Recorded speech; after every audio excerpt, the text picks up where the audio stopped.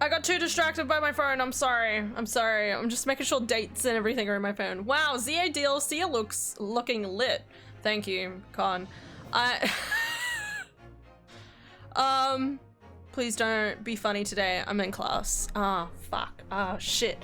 Yeah, of course not, Lily. I would never be funny, okay? I would never, ever, ever, ever, ever, ever, ever, ever be funny.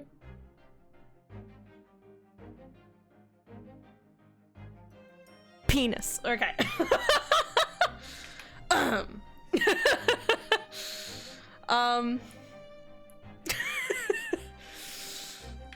Hi, Daft.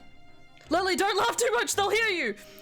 Han is as funny as I am an international sports star! Wow. You never told me! Oh, wow! That's so cool, man. You want me to praise Orb Daddy? You want me to get up from my chair and make me walk? Of course, I will do that.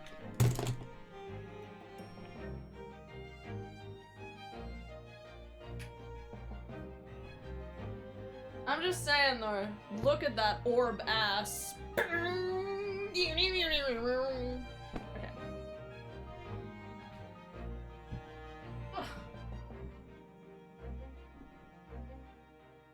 Behold, my son.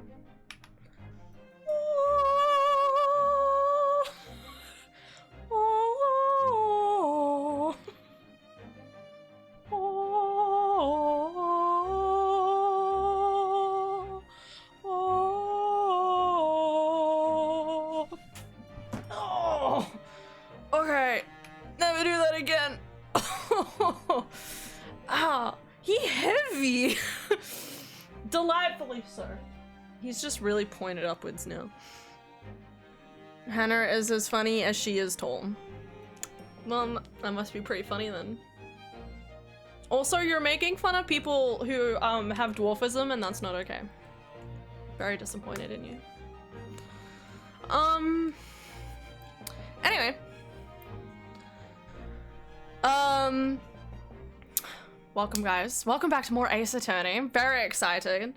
We're gonna get more of this done today. So, if I bring up the walkthrough, I delete. Why did I get rid of the tab with the walkthrough? What am I fucking on, mate?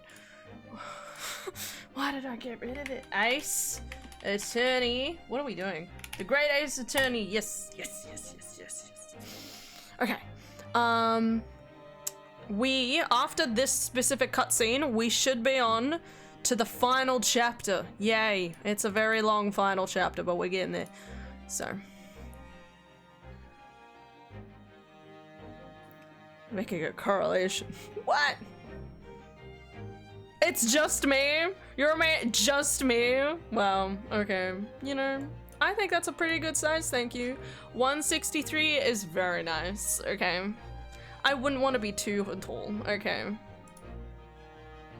Anyway, let's get into the game. We'll be in, properly. Aren't you supposed to be at... Isn't she supposed to be at... Hi, Aelin. I thought you had thingamajiggy today, but go get that shower, okay? Anyway. And one that appears to have incited the gods of deduction within me to find their voices. Mr. Shams, does that mean? The strains of reasoning within me are playing now as a delightful duet. What is happening inside of this man? It's just so many things. So many brain cells. One melody sings of a reunion full of nostalgia. What's the other? Is a morose theme about the great secret you're trying so desperately to conceal, Iris. She's turned as white as a sheet. And by the time my own brief performance is over, I feel sure this gentleman's song will reach its finale. Is he dead? Do you think he's dead? So then, to Music Land, where all is sweetness and delicacy and harmony. Who is this man? Pray, do enjoy Sherlock Holmes's latest logic and reasoning spectacular. Let's do it. The game is afoot. This poor girl. Man's identity. Firstly, we consider the gentleman's nationality. Clearly he's a German with no grasp of the English language. Sorry, what? Already off to a terrible start. As evident by the Germanic song he sings and his apparent inability to understand what So why is the man here at all and in such apparent high spirit? No. The answer, of course, Iris, is clearly known to you. And need only follow the gaze of those bright young eyes to unravel that particular part of mystery. The reason for the man's mildly irritating warble is revealed by the herbal tea. She's so disappointed. I love her. She's like, fucking hell. You obviously offered our German guests a cup of your latest herbal blend. The tea's delectable flavor has made the man's spirit soar and resulted in this joyful he's unconscious. He's asleep, please. This joyful ditty tumbling incessantly from his lips. I eagerly await sampling the flavor myself that I may join the fellow in his state of elation. Now to the next question. Who exactly is this gentleman availing himself so thoroughly of the settee? What? As it happens, a number of years ago now, a certain gentleman of German origin engaged my services in solving a particularly delicate case. He required the retrieval of letters once sent to an acquaintance that might have proved problematic. What? In order to conceal his noble identity, he also arrived at my office in a mask. What? The gentleman's name was Wilhelm Gostreich Sigismund von Ormstein. Hey, that's the dad of the kid. The King of Germany. Oh no. If my memory serves, there was a King of Germany? Hey, Lily. I know you're in class. Do you know history? If my memory serves, the mask worn by this gentleman is identical. No, it isn't. Yes, there can be no doubt. This mask belongs to the King of Germany. It would appear that His Majesty remembers the fine service I offered him and has decided to show his face, to express his gratitude. A well-mannered monarch indeed. She's so impressed. Wouldn't you agree, my dear fellow? To the oh my god, I can't. Seriously. Did he not look at the mustache? This man, it's so like, I wonder how many people he's accidentally like imprisoned and killed. Also, I was thinking about it, right? The British girl in the second one, she gets accused of being in the crime because she apparently killed the guy. So she shouldn't have been arrested for the crime. So was she arrested or wasn't she arrested in the end? Which leaves us with one remaining imponderable. Yes, you, young Iris. But your apparently inexplicable silence is unable to hide the truth. Yes, the reason for your music is concealed inside the knapsack. What? £5 note, I believe. I must say, as your compatriot, I'm deeply saddened. It would appear that you have allowed yourself to be bribed into silence by His Royal Highness. Earning yourself some spending money in exchange for keeping quiet about the king's secret. And now the final piece of the puzzle. What is the secret you strive to hide with your silence, Iris? Ah, yes, we need only follow that brief involuntary twitch of your eye to find the answer. You were attempting to abscond with that coffee cup. My favorite coffee cup, in fact. Or should I say, the handle of my favorite coffee cup? It appears that His High-Spirited Highness broke it in the midst of his hijinks. Which leads us to the sad truth. My favorite coffee cup has been broken by the King of Germany, and Iris, you tried to conceal it from me. This is so good. This is the best deduction so far. By far my favorite. I shall have a bill sent via governmental channels to the German royal family for its replacement. Oh, poor boy, poor man, poor guy, just poor. Alright, back to the water. Thus concludes Sherlock Holmes' great deduction of this painful puzzle.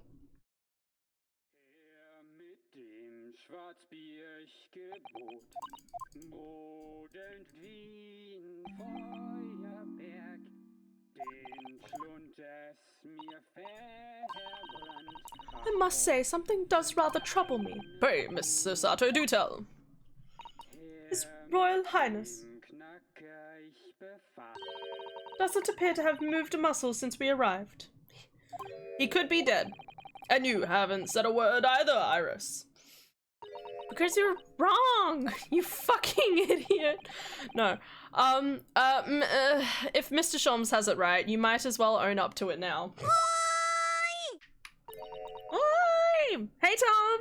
How's it going? How's life? Oh my god. I didn't realize it was that time of the month. What is even happening anymore? Tom, thank you for the T1 subscription. 4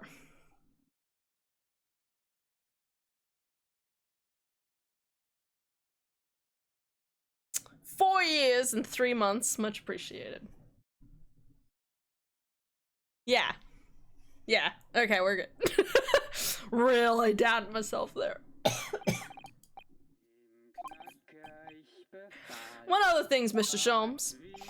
Yet another grievance, Mr. Naruhodo? Surely not. I actually read the story of that case recently, and according to that, at least, it wasn't the King of Germany, it was the King of Bohemia. Goodness, was it? Yes, that's quite true. Master Gotz, the prince, testified to that in court. In his words, I've come to see the great exhibition all the way from the home in Bohemia. I would ask to keep that minor error to yourselves. It could become quite a scandal. Okay, let's get this. Now we embark again on another spectacular.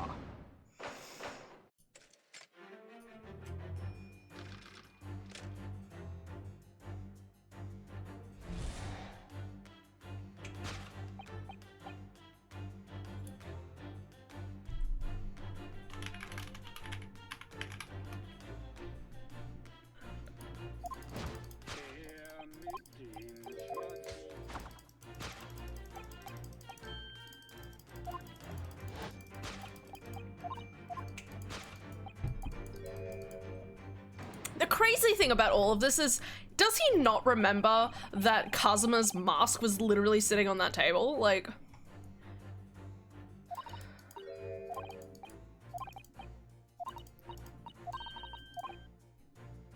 Dara's sending me a photo?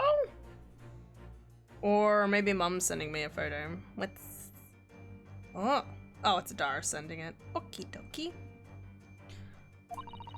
So I'm not sure what exactly is responsible for the spirited singing. He's not singing. It's the fucking gramophone. Is a gramophone still rarely seen in our own country?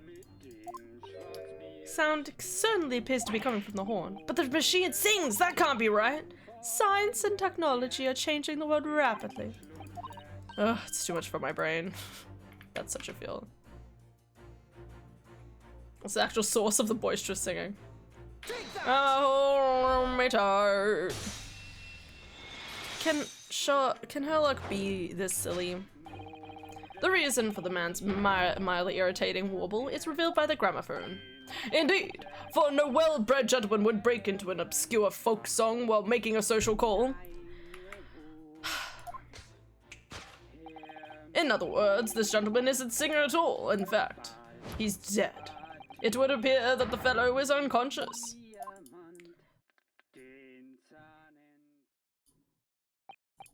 Oh, the music seems to have stopped now. I ask you, Mr. Naruhodo, why would I have purchased a recording of that gibberish? How should I know?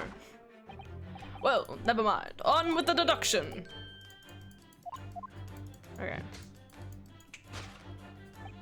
This is so stupid. This is so crazy. It's so out there. God bless this man.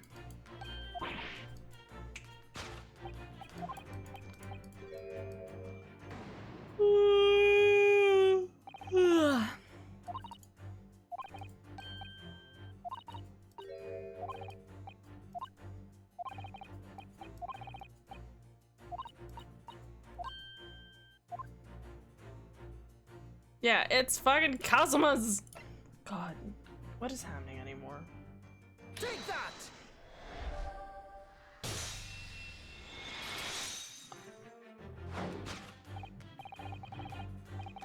that! Yes, there can be no question. The mask belongs to Kazuma Asogi.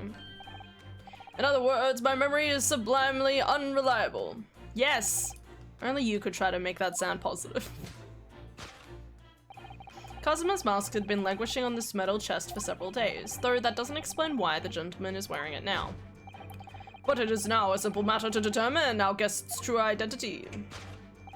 After all, the gentleman is unconscious. We need only excuse ourselves in advance, gently lift the mask and peer beneath it. There is only one person who has that mustache. Oh look, it's Makotoba. Right? I don't believe it. Oh, father? This is such a crazy scene. I'm afraid Mr. Sati must be... No, I think not, Mr. Sholmes. Then it would appear our logic and reasoning has once again revealed the truth. This mysterious visitor is my unconscious father, Eugen Makotoba. I love it. You can speak.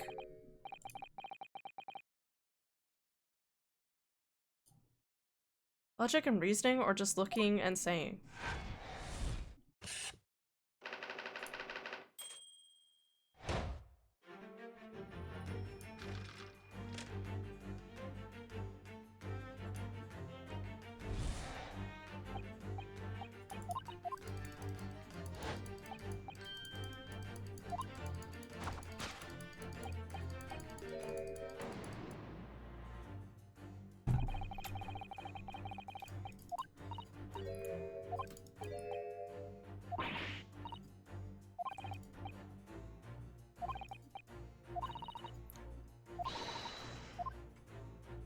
Alright.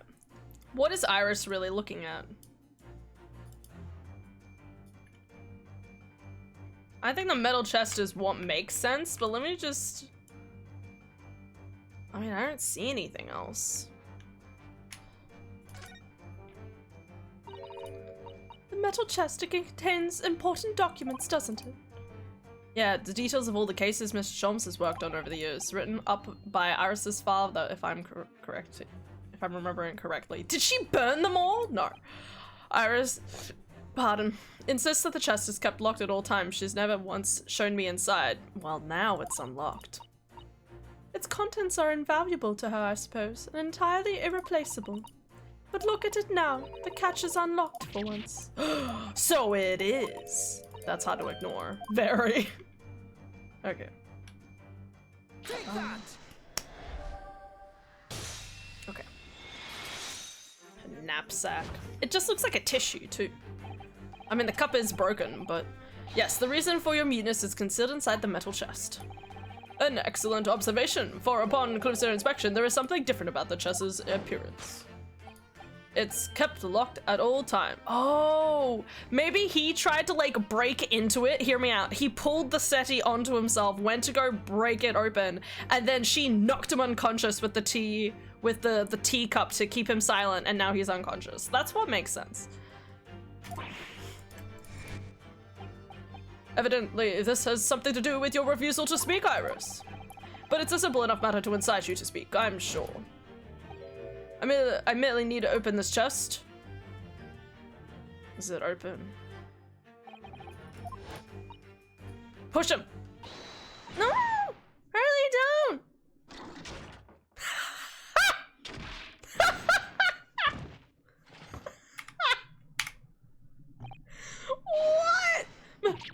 Sholmes! Mr. Sholmes! Hurley! They look real snug. He's dead. Fade to black. And thus that was the end of the Great Ace Attorney Chronicles 2 Resolve. Never. Oh, Hurley, I told you not to open it. Fucking idiot. Ah, so you found your voice now, Iris. In other words, what just happened clearly reveals the truth here. Yes, the real reason for your silence until now. Somewhat different to the usual dance of deduction you perform with Mr. Sholmes, isn't it? He left me alone on the ballroom floor, so I'm gonna have to dance this next part solo. Yeah, do it.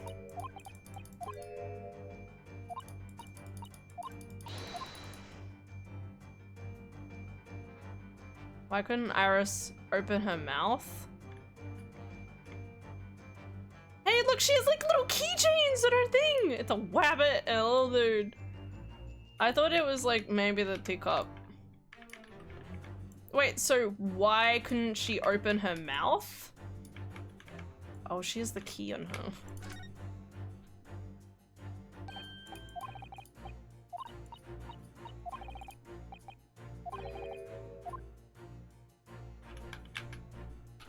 Take that!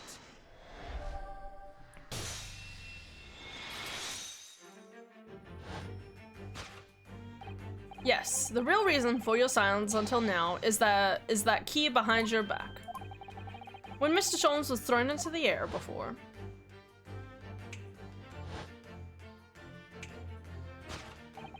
Just before you called out to try to stop him, you slipped something out of your mouth. I didn't notice that at all.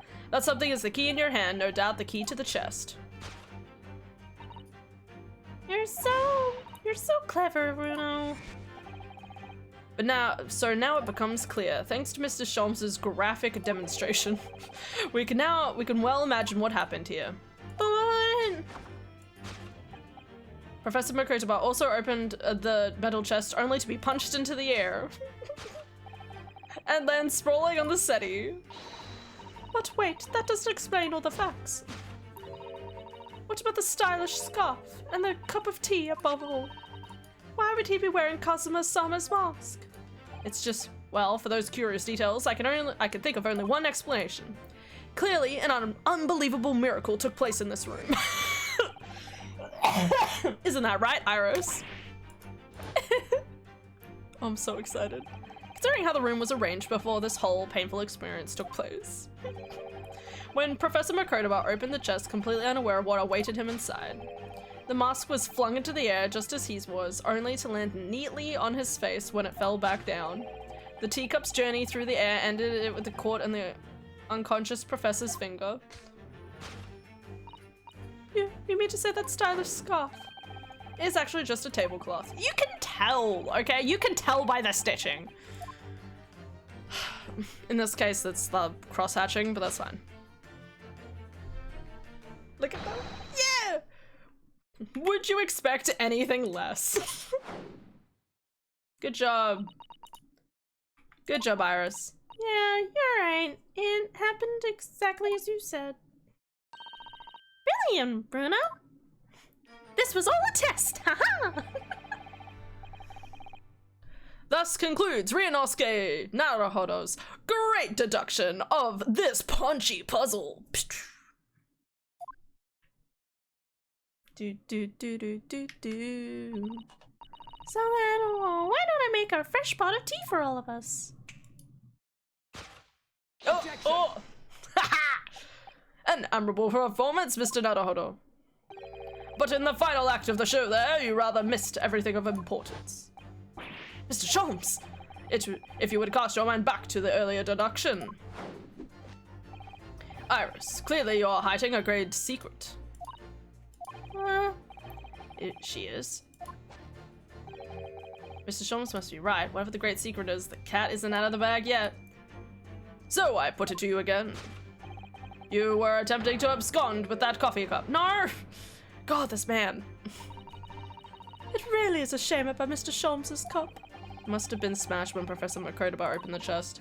Oh dear, so many things seem to have been broken here. Now the deduction has taken a different direction. Iris doesn't seem to be trying to hide the broken cup anymore. In other words, her great secret is something else. The chest again? The chest is empty? No, it's not lighting up. He's just dead.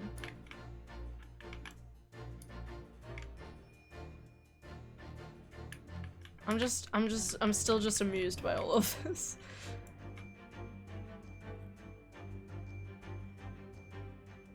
It doesn't help that I have this giant fucking...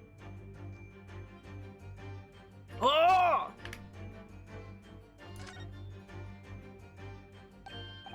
Oh, look, there seems to be papers here. The insignia, Mr. Oh my god, it's Dr. Eggman! I don't know. Guys, I know we talked about playing Mass Effect, but like, what if I played Sonic Frontiers? No, it's so fun. It's an official Scotland Yard document. What? But why would Iris have it? We must ask her. What the fuck? What the fuck? Take that! You can do Sonic first if you want to do Sonic. Oh, I know, but like...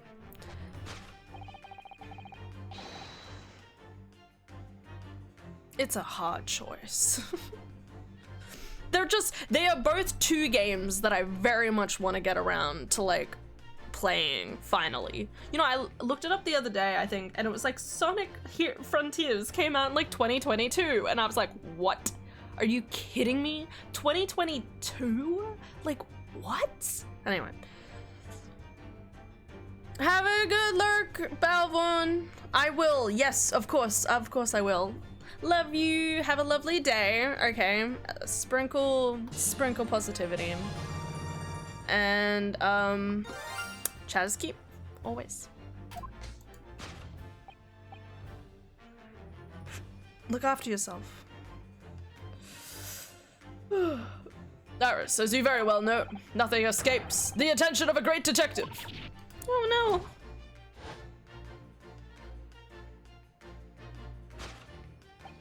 We visited Scotland Yard's autopsy laboratory earlier today, and Dr. Gorey informed us that the autopsy report of Clint Van Zeeks had gone missing. Clint Van Zeeks, yes, I do seem to recall. That some years ago I asked to see the report in question. You were with me, weren't you, Iris? Hi. You mean it was you, Iris? So, those papers you have there are... I'm sorry. Oh no! It's okay, forgive me!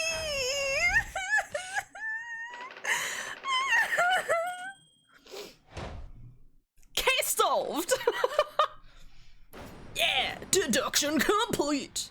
Elementary, my dear Watson. Elementary, my dear Naruhodo. God, I need to rewatch Sherlock.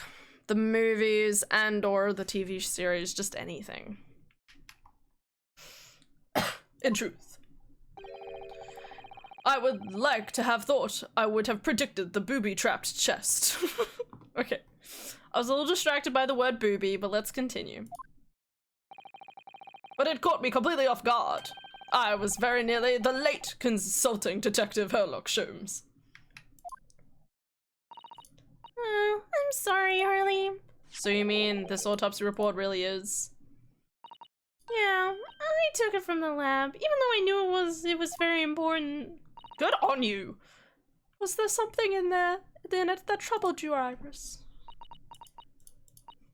Not exactly something that troubled me. Something I'd been looking for. When I saw this report, when I saw the writing in it, I knew it was Daddy's. Oh, the writing? Your father's writing? What do you mean? Are we not gonna help the guy who's knocked unconscious?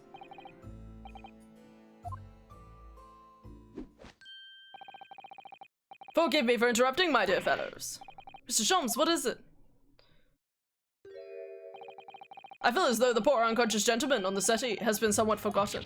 Thank you, Father. Perhaps we should find our guest somewhere more peaceful to rest.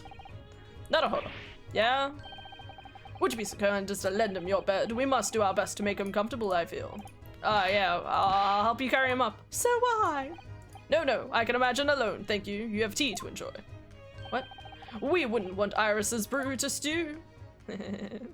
Wait, he could lift a whole man? How many people can lift a whole man? Real question. Because there's no way to make the professor comfortable than dragging him upstairs like a trunk. Thank you. Wonder, perhaps that was deliberate. Maybe Mr. Sholmes is making himself scarce to give Iris a chance to talk more freely. We must use this opportunity to talk to Iris. Hey, Iris. Would you like to tell us about your father? I'm sure I told you before, didn't I? Daddy used to be Hurley's partner. Yes, and that notes about all the cases they've solved together are kept inside the metal chest. That's right. Hurley told me, you see. He said that Daddy's somewhere far away now, so we can't meet. That's one way of describing it. Ryunosuke, just fucking tell her! And then, when I secretly unlocked the chest and read through the papers inside, I started to build up a picture in my mind of what Daddy must be like. Well, that's only natural. You're just like any other girl of your age. I read that Daddy was a professor of medical science, so I studied and took my degree too. Well, that's only natural, I suppose. Wait, does that mean she could do autopsies? In that respect, you're not quite like any other girl of your age, though. But there was one thing I could never figure out. Daddy's name. She doesn't know his name? Oh. His name wasn't anywhere on the notes that he'd made about his work with Hurley. That's weird. And then one day... That's what happened, is it? When you saw this autopsy report, you finally managed to work it out. Is that right? Yeah. So it was the handwriting in the report that caught her eye. I mean, that just sounds like smart. When I saw the writing on that report, I could hardly believe it. I know that handwriting, I thought to myself. Because it was the same as the writing you'd seen on your father's case notes? Exactly. I was desperate to compare the two properly. I need to see them side by side.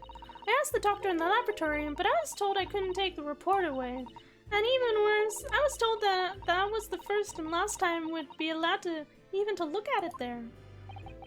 So you decided to steal it? When I compared the autopsy report with the case notes I had there was no doubt. The handwriting was exactly the same. It was Daddy's. And the signature of the coroner at the bottom of the autopsy report read, Dr. John H. Wilson. So that's how I finally found out. I learned Daddy's name at last. I see. Ever since then, I've called myself Iris Wilson. And that's also when I had the brilliant idea of writing stories all about Daddy's exciting times with Hurley. I decided there and then that I'd write the adventures of Herlock Sholmes. Real question, why did Herlock never tell her last name? It seems... Oh, but I guess he was like sequestered away to a different country, so it's like... Which was like 3 or 5 years prior, I believe? Maybe 5 years prior. So it kind of makes sense that maybe he didn't tell her to like protect him. Oh, Iris, I had no idea the stories had quite such a deep personal significance for you. See why the autopsy report was so important. Why she was prepared to break the law to get it. Respect. I must apologize, Iris. This is really all my fault. Oh. Really? I made a promise, you see, that until the time was right, I'd keep the details about your father a secret. know. I've been very naughty. I'll take the autopsy report back to Dr. Gory and apologize, I promise. Yes, we'll go together, I think. I hope they don't get arrested. Then, let me look after it until we get there. Let me look. Let me see the incriminating evidence. We all fucking know there's gonna be a lie on there somewhere, maybe. Between 9 p.m. and midnight. Death from a stab wound to the heart. Other superficial external wounds indicative of a duel. That seems pretty important. Recent scarlet ink stains visible on the little and ring finger of the right hand, but no document in corresponding ink was found.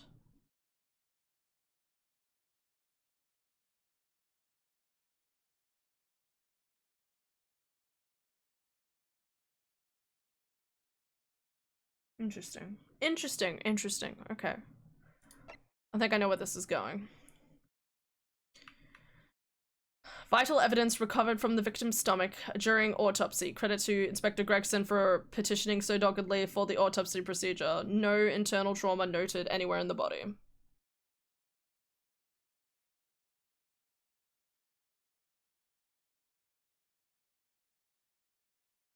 It doesn't say what?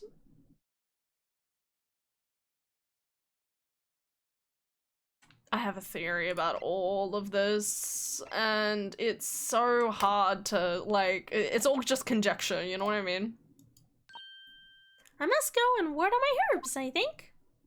I'm gonna go cry in the other room, okay? Bye-bye! I'll see you later. Bye! Precious girl. Poor Iris, she must be feeling awful.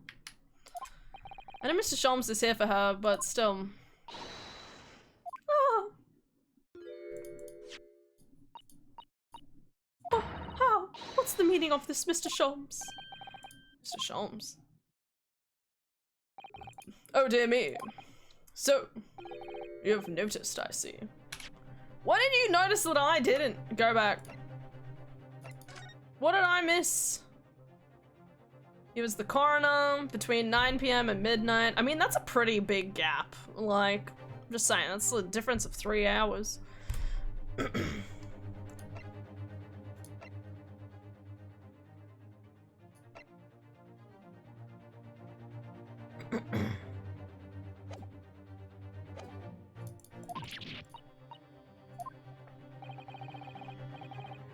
What's the matter, Mrs. Sato? You've turned white as a sheet.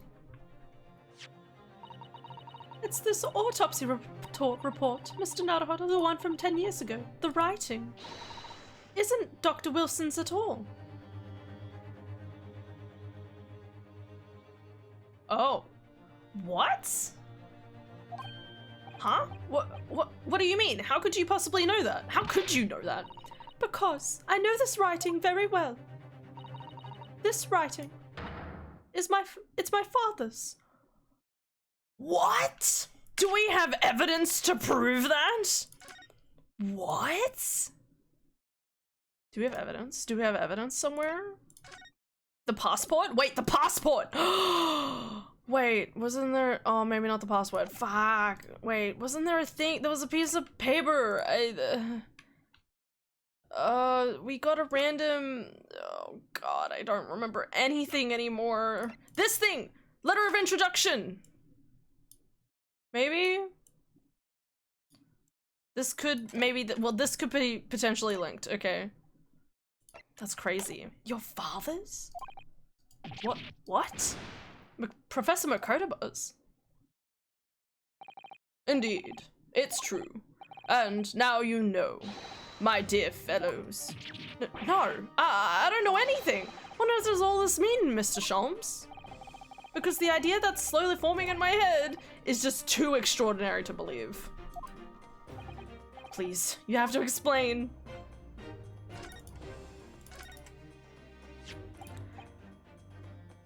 So this autopsy report was actually penned by Professor Makotoba? It makes no sense. It's not possible, surely. Not possible, my dear fellow. Pray take a deep breath and think again. Yes, you're right, in some ways. It actually makes a great deal of sense. It does? 10 years ago is when my father returned to Japan after his extended study tour in Britain. And prior to his return, where was Dr. Makotoba engaged? Oh, of course, he was assistant in Dr. Wilson's laboratory, learning about forensic science. Does that mean Makotoba wrote all the books, though? Oh my god, her dad's Makotoba? Wait, Makotoba and Iris... Wait. Makotoba could be Iris's dad? His secret other daughter? And we're gonna... No, that can't be right. No, that can't be right. Oh my god, no, that's ridiculous. That's insane. No, that can't be right. Then who was the other guy? No. We're not quite... Just keep going, Hannah. I'm just saying, if this ended, though, with basically Makotoba and Iris finding out they're sisters, cute. I'm here for it. I'm here for it. And as an assistant, he would have aided with the dissection work, making detailed notes, which would be assembled into the full autopsy report. Once the work was complete, the head coroner would check the contents and put his signature on the documents. In other words, the only signature of Dr. Wilson's report would be his signature at the end. So Iris got the wrong end of the stick, you mean? She saw that and assumed the whole report had been written by Dr. John H. Wilson. Which is very understandable, of course. What a complicated situation. It's signed by Dr. H, who carried out the procedure, though Professor Makotoba actually penned the report. Wait. So it's two separate things. So even if the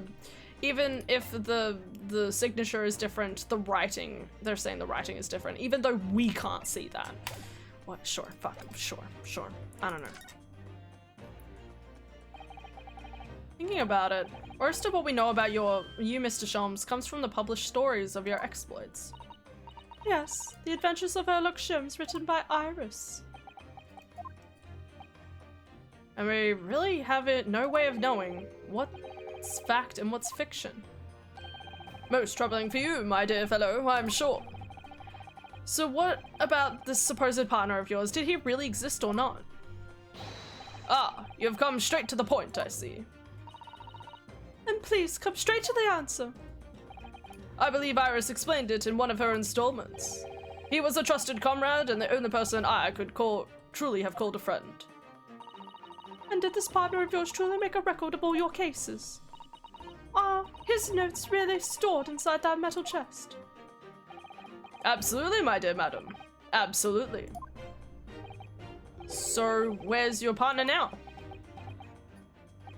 We rarely meet.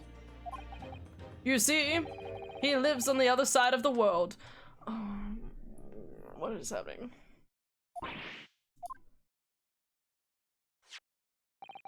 But if this autopsy report and the records of all of your old cases were penned by the same hand, and if the autopsy report was written, though not signed by your famous partner, there would only be one logical conclusion.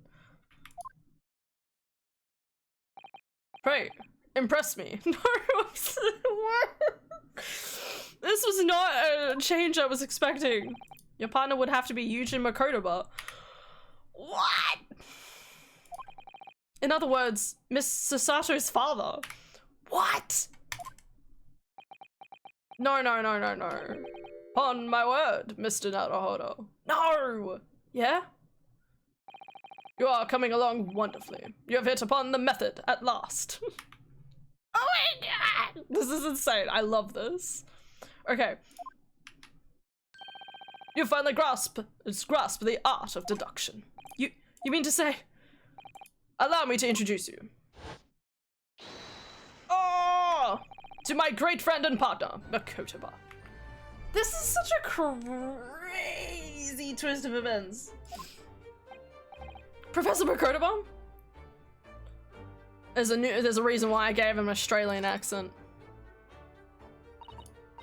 does that mean? That you're the real Dr. Wilson? No, my dear. I'm still my old self. Yuji Makoto, your father. Oh, of course. This is obviously too much for Sasato-san to take in. I must say, though, how my old friend has attained worldwide celebrity as a great mystery solver is the greatest mystery of all. I love that this finally answers why Sasato had the writings in the thing. I actually really love that it answers why that was there in the back room, because I was like, why would that be there? I thought that was because they were friends with the other Wilson, but was that other Wilson at the beginning? I don't know. But this also means that Makoto also has a good reason to die, right? Because he was also on the list. Oh my god, if they kill off Makoto in this final, like, arc, I'm gonna fucking lose it. Okay. Oh, my old friend, Yeah, I read that, okay. I still remember the first time we met. Pray tell, remind me, when was it again? Pray tell me, when was it again, Makoto? 16 years ago, Sholmes. Yes, quite, 16 years ago. I just arrived from Japan with Seishiro and Genshin Impact. I was in the search of lodgings close to the hospital, some comfortable rooms at a reasonable price. But rents are devilishly high in that particular area, and everywhere else. That's right, so I decided I needed someone to share lodgings and the expense. I was fortunate enough to be introduced to Sholmes, who found himself in a similar situation. And they lived together. I was a callow fellow back then, a mere shadow of the great detective you see before you now. I was working at the hospital's chemical laboratory at the time, indulging my curiosities for little gain. And the situation of our cohabitation led to us pursuing cases together, you see. Hard to believe, it was a mere 6 years. We had a great many adventures. But in the last year, Makoto's stay in Britain, that most infamous of cases presented itself. The case with which you've become rather familiar yourselves, the Professor killings. After the trial, Seishiro and I were summoned back home. Hardly surprising given the circumstances. Allegedly. So there you have it, and as you know, all the details recorded by my trusty chronicler remained in that metal chest. That's just amazing. Professor Makoto really is Mr. Sholmes' famous partner? It's good to know that we got to know who the person was. What about father? Goodness, my dear. What a cut and look. As your daughter, I'm very proud to learn that you were the great detective's great partner. Did you two fuck to make Iris? Come on, give the deets, okay? It's the only thing that makes sense, alright? But nevertheless, there's another mystery that I really must ask you to explain now. And that is? You know very well what it is. The unresolved matter of Iris's father. Oh, of course, I almost forgotten. I should have seen this coming, I suppose. Oh, God. Iris told us that all the notes about the great detectives of adventures that are in the metal chest were written by her father. Isn't that correct, Mr. Sholmes? That is indeed what I told young Iris. But if you're Mr. Sholmes' partner, father, and you wrote all those case notes, then Iris's father must be you. Upon my word, Miss Sasato. You are coming along wonderfully as well. You two have hit upon the method at last. You've finally grasped the art of okay, what? What you've always told me, father, is that my mother died when I was born 16 years ago, and you left me in grandmother's care whilst you embarked on your study tour of Britain. And I've always accepted that. But all this about Iris. There it is. Sasato's ice cold stare. No, now hold on a minute, it was very complicated. I mean, it's really not what you think.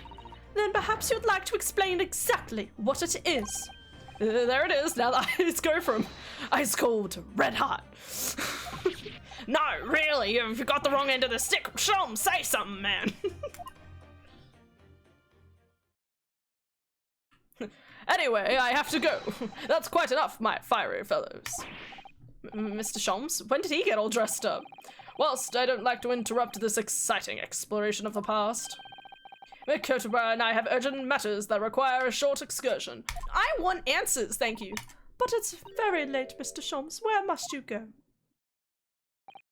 Why, my dear madam, is that not obvious? My part and I, fuck. And I must pursue our natural enemies. So get your coat, Mikotoba. The game is afoot. But, Sholmes, I really must give Sasato a full explanation, I think. Later, my dear fellow, later. Our carriage awaits downstairs already. These two are such a weird two, right? Like, there's like, what, like a good 10, 20 years between these two? I mean, really, I visit our home after 10 years. Our home. Cute. I'm here for it.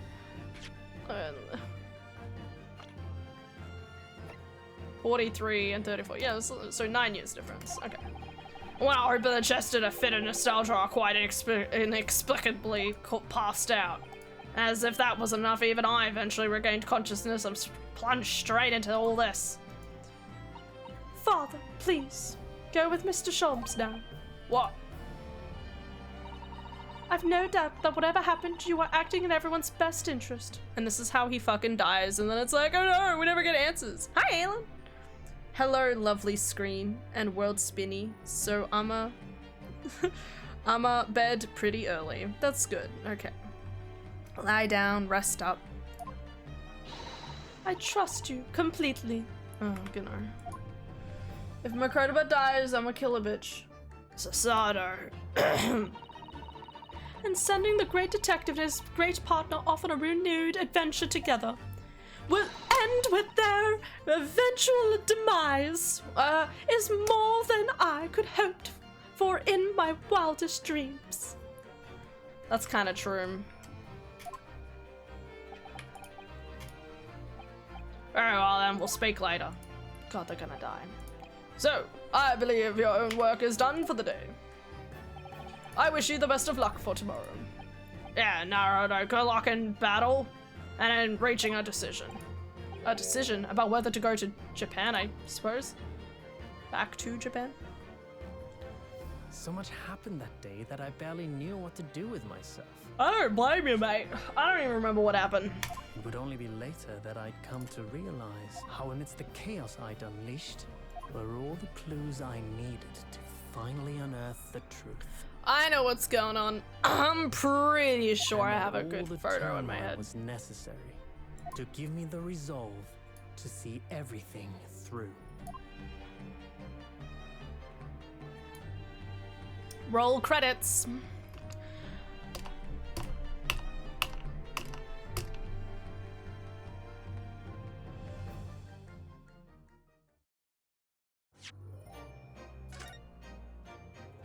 Finally at the start of chapter 5, guys. We are finishing it. We still obviously have a bit further to go, but we're getting there. The final chapter. The resolve of Ryunosuke Naruhodo.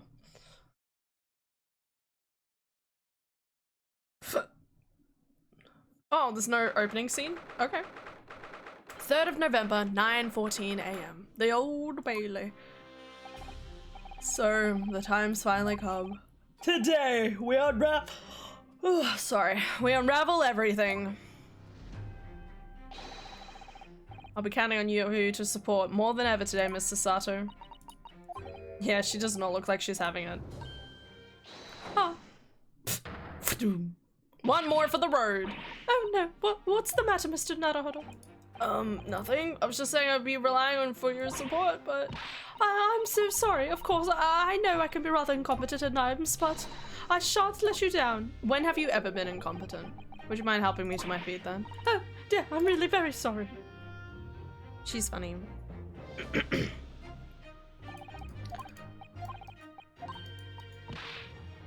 Good morning, sir. Oh, hey, I forgot about you. Lord Van Zeeks.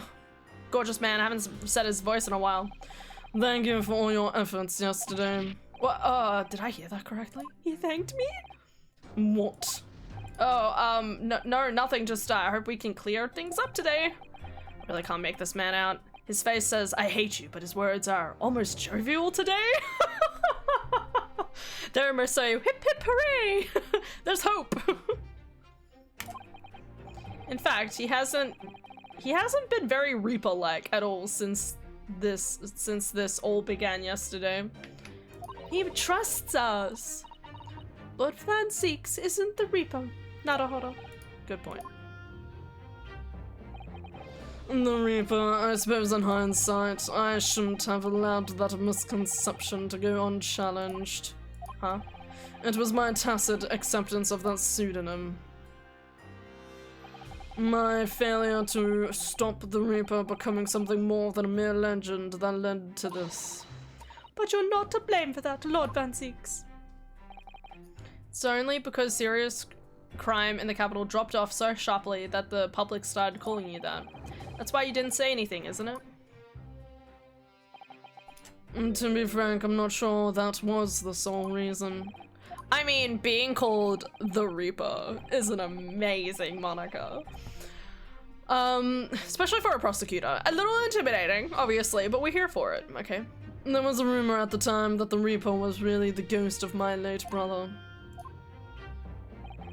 That, having been slain by the evil killer, Clint's restless spirit returned to some sort of demigod, to wield a deadly blade of justice where I, by dint of the law, could not. Yeah, we've heard that story too. When I lost him, I felt as though I'd lost my guiding light. I didn't know where to go or what to do.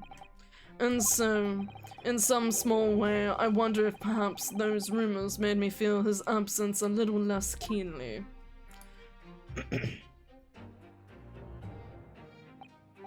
Even if I knew it was just an illusion, just some nonsense conjured up by an over-imaginative public. It was obviously extremely important to you, Lord Clint Van Zeeks. Well, what's important now is uncovering the truth, that's all that matters. I know that you didn't take anyone's life. And I intend to prove that beyond a shadow of a doubt in today's court. What did we even find out? I never thought I'd say this, but I can see it in your eyes, that burning desire to cut through all the lies and deception.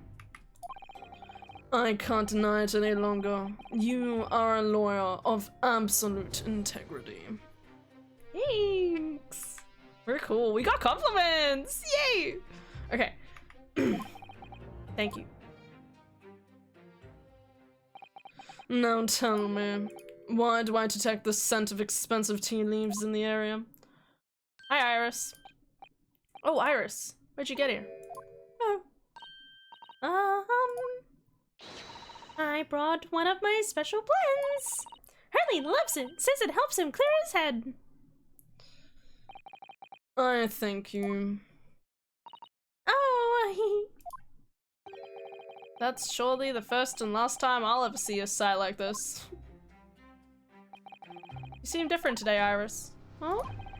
Sort of subdued, I suppose. I am not. I'm so peppy right now. You don't know how much happiness and energy is flowing from my body, okay? So shut the fuck up.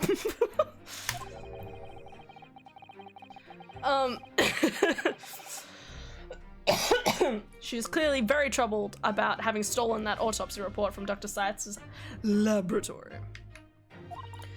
Alright then, good luck to you both. Ugh, my voice. I have to make a move now. You're not staying. God.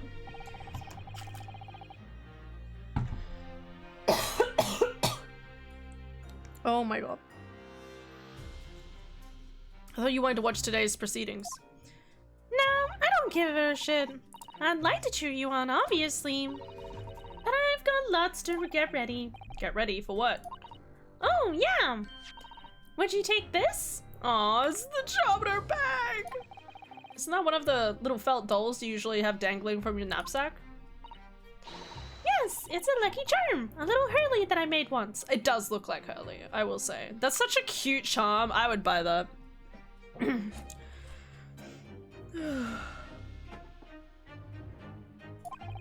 A Hurley? Well, like a Harley. Ba-dum-bum. Okay, I love them. 10 out of 10. If for some reason you completely run out of options in the trial today, Oh no, there's a secret inside. I love it. then just pull this little Hurley's ears as hard as you possibly can. Oh no. What's going to be inside of it? I'm like, what could fit in such a small doll? What? Pull his ears. That's right. It's a way to bring good luck. I think you might need it. If I run out of options in the trial today. I love this. Okay. You think that we'll need is luck? I just sneaked a peek inside the courtroom, and it seems very different than normal. Yes, it would seem. That as soon as someone has decided to pull out all the stops. What does that mean? Kazuma. What about Mr. Shom, Cyrus? I don't know. He was out all night and he hasn't come home by the time I left this morning. Please don't be dead. Please don't be dead. Please don't be dead. Please don't be dead. I will cry. I will cry. Oh, I see. Was Professor Makotoba out all night too, do you think, Mr. Sato? Yes, it would seem so. I telegrammed the hotel this morning. Oh, I'm so stressed. Okay, so the reason why I think there's gonna be a murder in the middle of all of this again, by the way, just to clarify my reasoning. So the final chapter is there's trial part 1, investigation, and then trial part 2 and 3, which kind of makes me feel like we get to the end, just like, can you just imagine we get to the end of trial, like part 1 of the trial, and they just go, oh my god, blank has been found dead, who did murder them? Like, why would you have an investigation in the middle of that? Unless we, like, end the trial again? Like, okay, so the trial already ended, so, okay. To re-explain the circumstances of this briefly. There is a symposium that was supposed to happen the day of the trial, right? But the symposium was pushed back a day so they could have the trial. But the trial then it ended up delaying again. So, you know, so it got delayed, so it's getting pushed back another day, blah, blah, blah. So I feel like if there's an investigation portion of this where we have to wait till the next day to go to trial again, like, it's gotta be for a pretty big reason, right? Anyway. Father and Judge Jikoku, I mean. All 3 of them are dead. Judge Jikoku too? Oh, I don't like this. That's right. Nobody appears to have seen either of them since yesterday. Oh, fuck.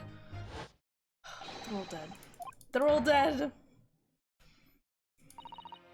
Good luck then, Runo. Good luck, Susie.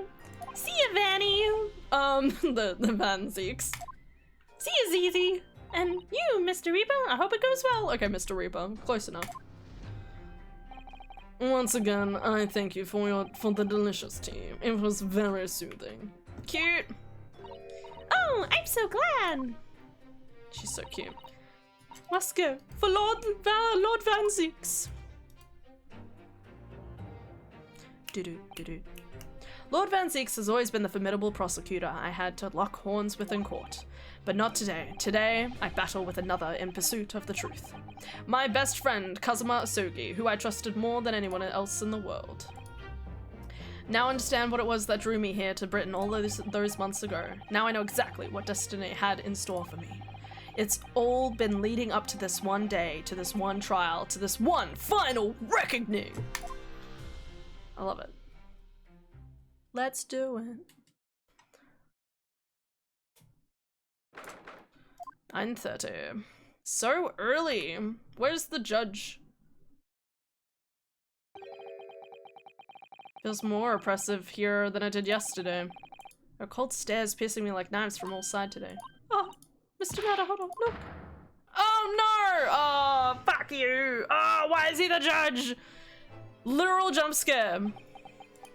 I don't like this. I don't like this at all. Kazuma must have known beforehand. Fuck!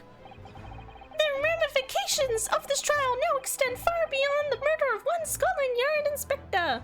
And now I have to do this squeaky voice far more than I initially intended, and it's going to destroy me slowly.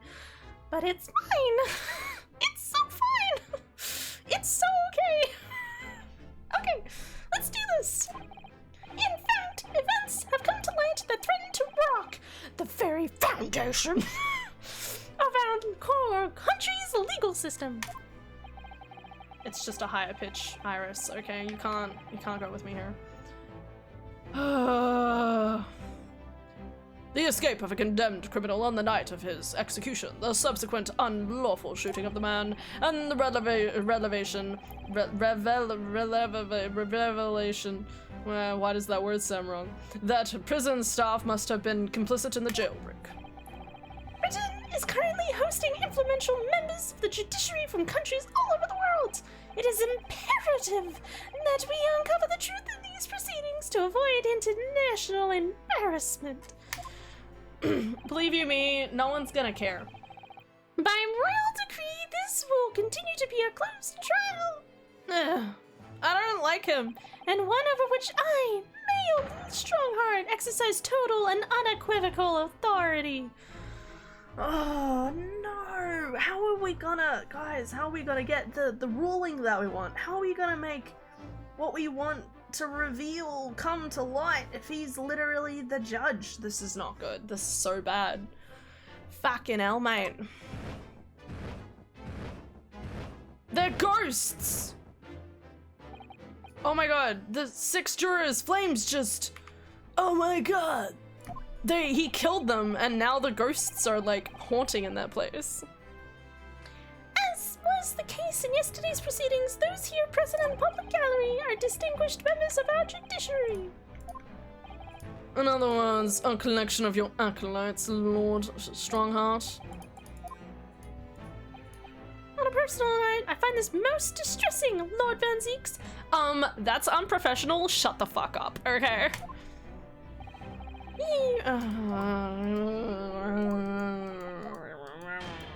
Okay. Instead of a hammer, he has his horse. Is it a horse? You know, I've never really thought about it. The trial of Baron Van Zeeks, who officially stands accused of murder. Can you show me your stuff again so I can, like, look at the shape of it? It was the side of the victim, Inspector Tobias. Oh god, I forgot that he was dead. Oh my god. After everything that's just happened, this is so forgettable. It was unknown of his superiors at Scotland Yard. Yes, he was carrying out operations in secret, which Scotland Yard knew nothing about. And in those clandestine operations, he had an accomplice. Mr. Daily Vigil, who would be given the inspector's identification, and present himself around the capital in order to establish credible alibis for Gregson. In that way, Gregson appeared to be carrying out his regular Scotland Yard work when in fact he wasn't. At the end of yesterday's session, Mr. Vigil, who had been suffering from amnesia, regained his memory. It would appear he buried his memories of the time deep in himself as a means of self-preservation. Man, we've all been there. Right, guys? Hi, Aldo. How's it going? I hope you're doing well. Oh my god. Okay, I'm already losing, like, oxygen to my brain.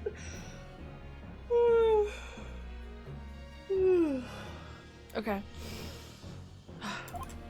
Because whilst he was engaged as chief warder at Barclay Prison, he abetted the convicts' escape. Mr. Vigil is currently recuperating at St. Sinners. He recovered brief enough to give a signed testament about his movements of the day prior to the incident. He formally admitted to posing as Gregson whilst investigating the Red-Headed League. Which brings us to the crucial issue of the victim's time of death. The defense yesterday proposed a suggestion that the victim must have been killed 1 day earlier. That was largely based on the discovery of the victim's pocket watch had not been wound. The fact that wound and wound is the same word is a crime to humanity, okay? Like, bound exists, I guess. But we don't say booned. It's fine. The prosecution has something to report on that subject, my lord. Really? Go ahead. I met once again with the coroner yesterday to discuss the issue. She confirmed that the defense's suggestion could not be ruled out. It's entirely possible that Inspector Gregson was killed on the 31st of October, the day before his body was discovered. I have here an updated autopsy report to amend the details. But the official opinion of the investigation chief was made clear yesterday that the time of death was 5 p.m. There are indications of an attempt to disguise the real time of death, however. It seems the natural decaying process of the victim's body may have been slowed by keeping it chilled. Yes! Asurgi! Let's go! Shut the fuck up, Strongheart, okay? You biased ass fuck, okay? You can't come in here and be like, oh, I don't know what you think. That's not what your fucking job is, okay? Your job is to sit there, be quiet, and absorb the facts, okay? You can't just, like, put your own opinion into this, okay? Like, there's due process, okay? There's due process, and this guy fucking sucks. Anyway. We're so fine. My face is like so warm now. I did this intentionally so I could raise my body temperatures so I don't be cold. Yeah, that's it. There are no refrigeration devices in that part of London large enough to accommodate a human corpse. Rivers exist, my lord. The river exists. I could have thrown the body into the river, okay? Not me. I didn't commit any murder. I'm just saying I could throw any corpse into a river.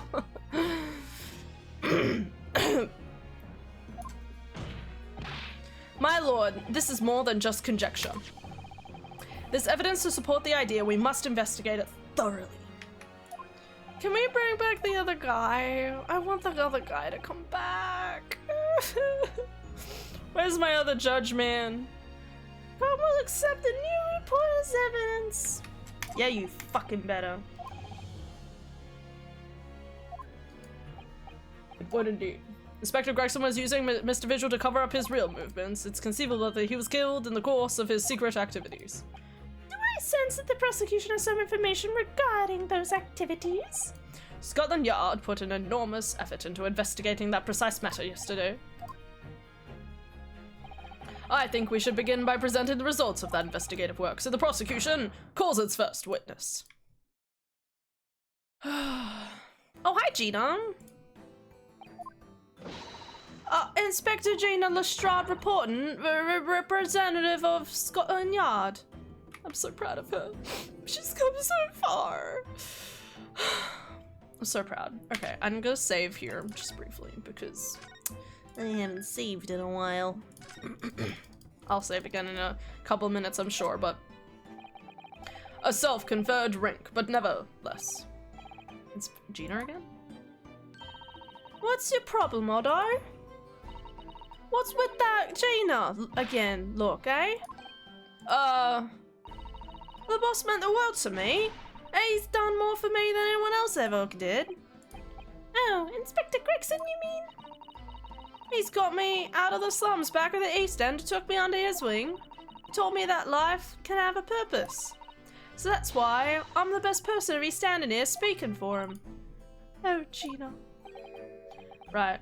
All of the goodness of Gregson's heart, not at all what he had. He had his arm twisted by Mr. Sholmes, no. Oh yeah, that's right. As revealed, the victim was carrying out some assignment the police knew nothing about. Very troubling. That face. Lord Strongheart knew.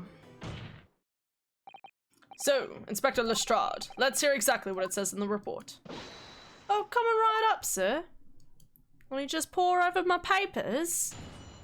Try and figure it out a wee bit. The victim's movements. All yard detectives are supposed to follow orders and investigate what they're told.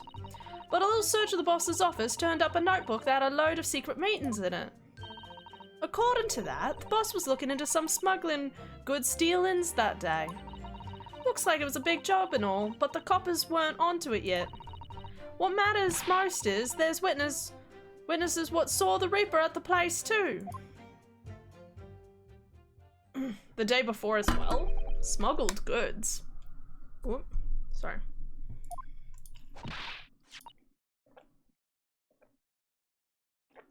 I don't know, do I? I'm just telling you what's written in the book. Tobacco, tea, spices, medicine. Goods of all sorts flow into London by illegal channels from across the globe. You forgot to say drugs, but that's fine. It's well known that they're disposed of at regular black markets that take place in the capital. But the police are rarely able to locate them in time. So Inspector Gregson was investigating one of these black markets?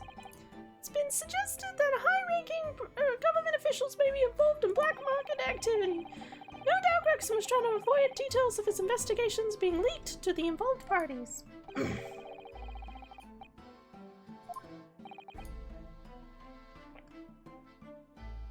Do we know where the dealings were taking place? In a particular room of a certain exclusive London gentleman's club. And on the day in question, the accused is known to have been there. That's the conclusion of Scotland Yard's investigation into the matter. What are the chances that Van Zieks was there? Members of the club have testified to it. There's no question. The accused, Barak Van Zieks, was present. That would be very significant testimony then. Oh my, but Lord Van Zieks made no mention of this at all. In short, Lord Van Zieks has ample opportunity to murder the victim. Oh, it's like a unicorn! Alright, mate. I don't like this guy.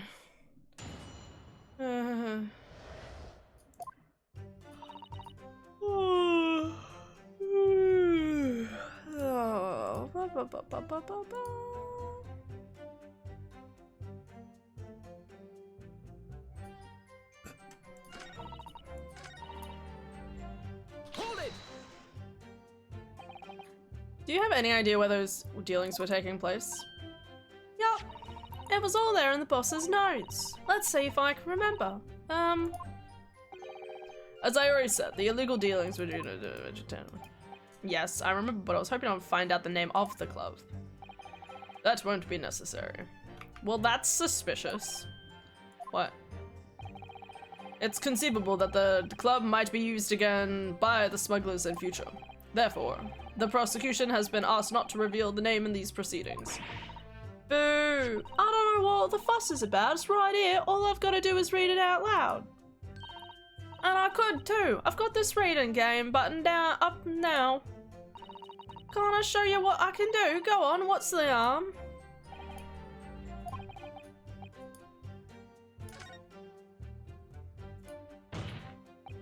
This is a closed court. The proceedings are confidential. There shouldn't be any possibility of the information being leaked.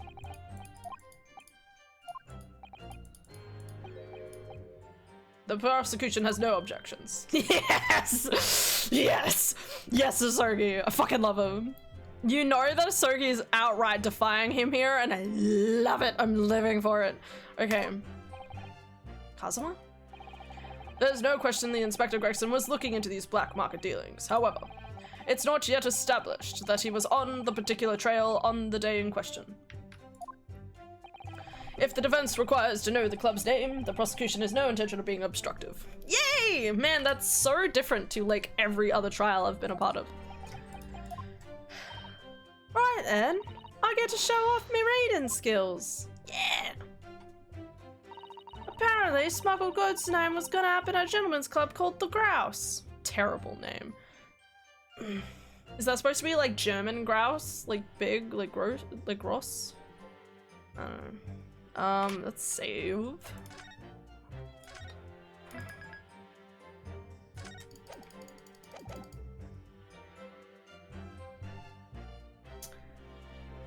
Press. Keep forgetting what the button is. The Grouse? What sort of club is that? I ain't got the foggiest. Clubs ain't exactly my thing, but I'm kinda curious. They're not places where a foreign student like you should be readily admitted. Have you looked in the mirror recently? I tell you what, me and Chief Inspector Toby could go in undercover. Could you though? I could pick out a few good marks and see what else I could find out while I'm in there. I really don't think you should go picking out anything. Anyway, that's where these black market dealings were going to take place, is it? Yeah, it's gotta be. That's what the lower ranking detectives at the yard me reckon. Looking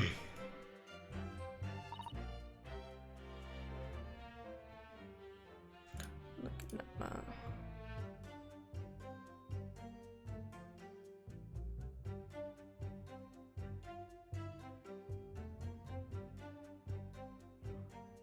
What? Sorry, I'm trying to understand what the hell this instruction's telling me. It's telling me to inspect the letter of introduction? Why?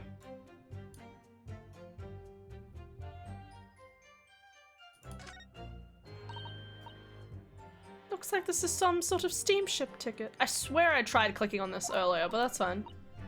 The SS Grouse. Oh. First class cabin 1.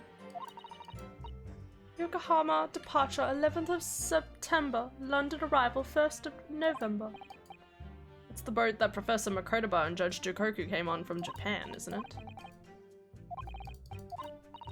I had a feeling when I saw grouse come up at some point.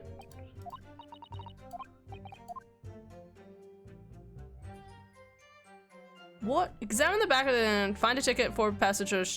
On the new statement, present the letter of introduction. What? Oh, because it has the name? Sure. Just because something shares a name doesn't mean it relates to each other. You know what? Sure. Objection. Sure. Just start there. Read about these clubs that exist here in Britain. As I understand it, they're places where well-to-do gentlemen socialize with friends and colleagues. Don't imagine for a second that a foreign student like you would be admitted. Shut up, Kazuma! Is your mirror cracked or something? Do you know for sure that the contraband dealings were definitely happening at the club called the Grouse? The police are currently looking for evidence. They haven't found anything definitive. And I'm sorry to say that they probably won't. What do you mean by that?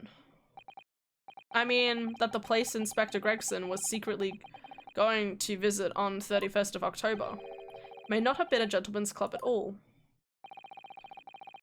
Showing a very irrelevant attitude towards our country. I don't care about anything this man says anymore. What is it? A steamship. You think it's a ship. I have the evidence to prove it. Here. Let me see then.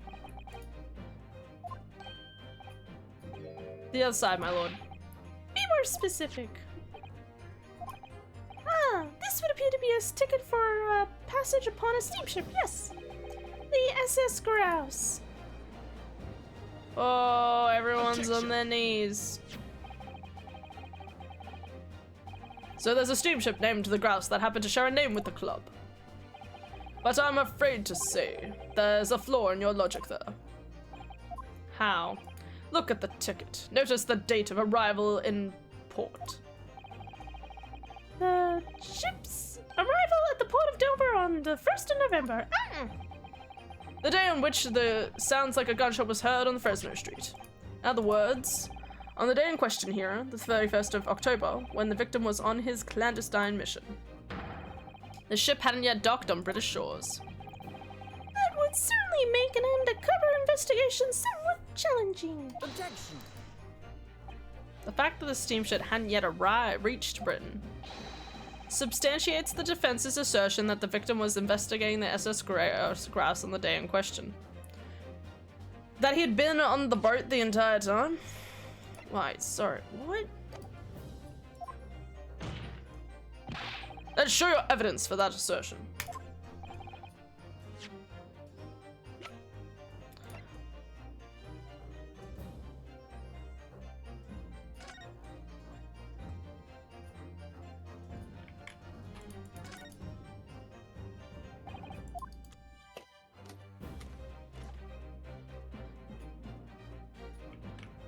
What's this? A passport. That's right. Okay. Okay, the passport. It was for travel on the 31st of October, just one day before the incident. Okay. Okay. Oh my god. Okay. I don't like his banging.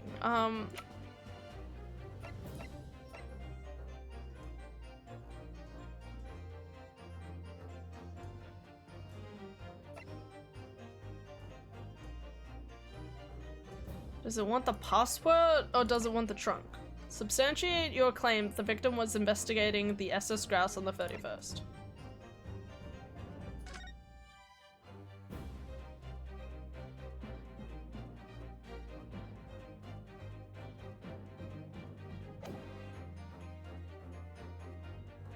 Take that! What's this? A passport for the travel? For travel issued to the victim. Dated 31st of October. What are you suggesting? I'm just suggesting that just one day before the inspector's body was discovered, there's a distinct possibility he wasn't even in the country.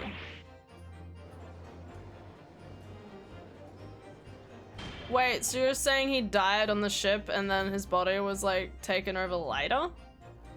It's a big long way to go, mate. Feeling a bit better. How's game? Game's going really well. I'm a little sleepy and a little lightheaded. That's just probably because I'm sleepy. I didn't sleep so well last night, but hey. What matters is that I get through work. That's all that really matters.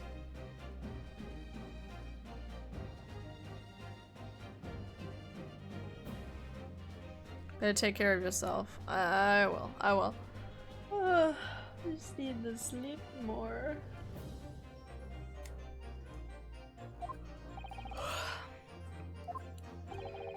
It docked on the northern coast of France for a night. According to my father, who was on board at the port of Dunkirk. Dunkirk, France. What could possibly have taken the victim there? I'm impressed, Ryunosuke Naruhodo. I certainly didn't expect you to get your hands on that passport. What? You mean you knew about this? The prosecution strategy for this trial has been laid down by the Crown Prosecution Office. On the day before the incident, the victim was investigating contraband dealings at a London club. That's the outcome of the Scotland Yard's investigations, and the line the prosecution has been asked to follow. But, personally, I don't agree. Yes! Yes, Kazuma! You slay! I think the prosecutor's office is trying to hide something. Yes! What? And now that you've expertly disproven their assertion, I intend to reveal what I believe that's something to be. What are you playing at, Prosecutor Asuki? A courtroom is a forum for the truth, my lord. Which is why it's my duty to present all the facts, without exception. Let me guess, this was your intention from the outset, wasn't it? The reason Inspector Gregson secretly made his way to the steamship docked in France on the day in question was to carry out a mission for the Reaper. For the Reaper? Why? The milk is helping me. Yes, girl, drink that milk. Dude, I can't have milk these days without having, like, I need a Bicky with it, you know what I mean? I just want to eat, like, some Ripple biscuits, dip them in milk. Nom nom nom. It's too good. I will drink more water.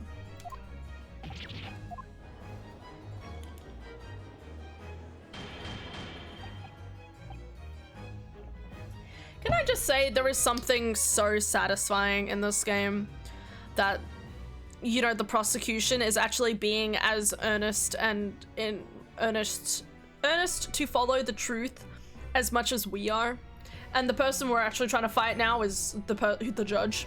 It's a really nice, like, juxtaposition. Hi Lily, how's it going? How was class? I have Sippa drawers which turn it into chalky milk. Cool, chalky. Okay. Stay awake, Hannah. The prosecution made its decision. Made its assertion in court yesterday.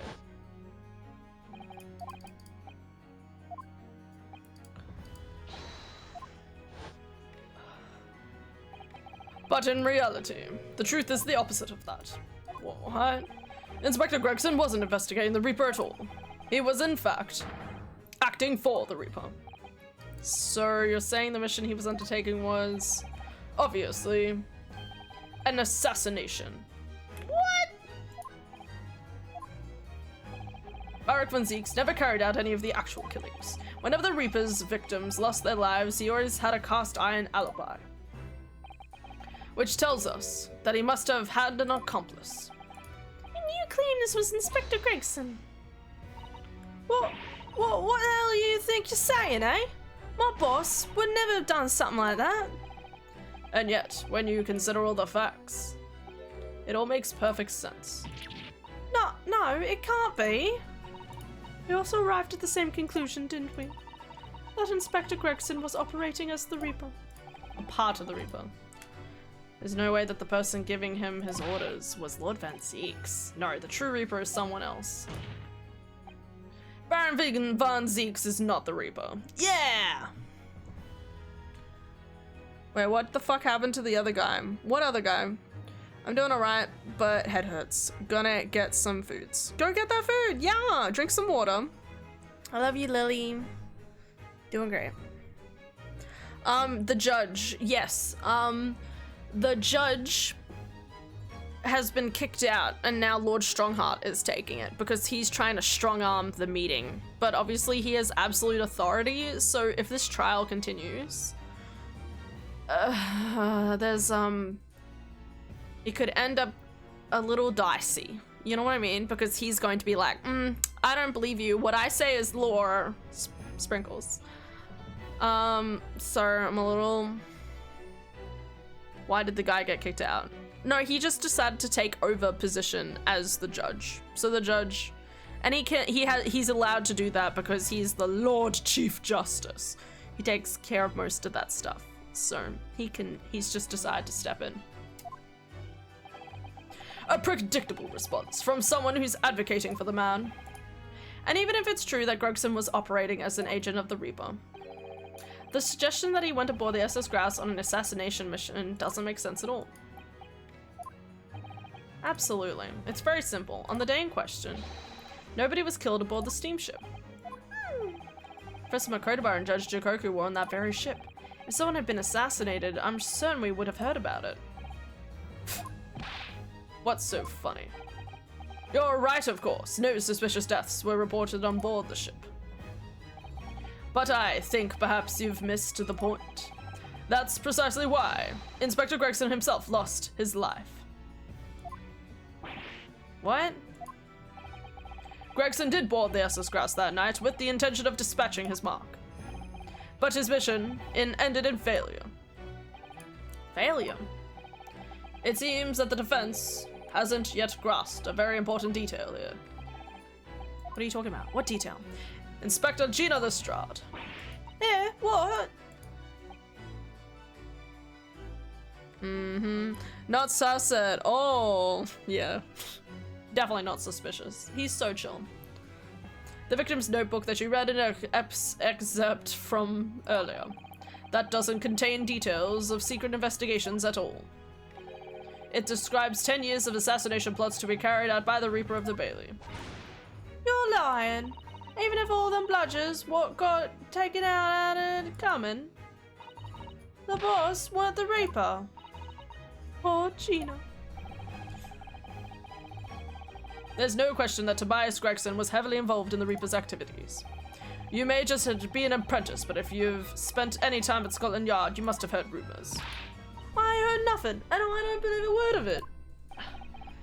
My hips. Then testify again as a representative of Scotland Yard.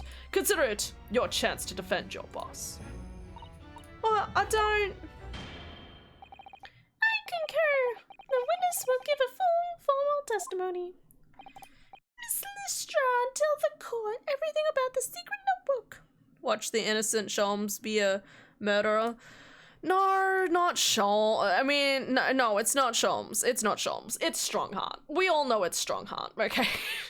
It's definitely Strongheart. And if it's Sholmes, I'm gonna be so sad. Sure, I mean, don't get me wrong, I love the idea of like, hey, the fun, quirky mentor character you've had this entire game is secretly the murderer and orchestrator behind everything. Amazing. Never would have seen it coming. Top, amazing, okay? But it's gotta be Strongheart, okay? I feel like there's so much evidence pointing towards Strongheart, but maybe you're right. Maybe I just need to like rethink about it. Oh, God. Anyway.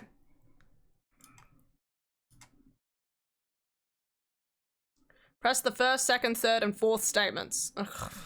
Just press everything is what I'm hearing. Okay.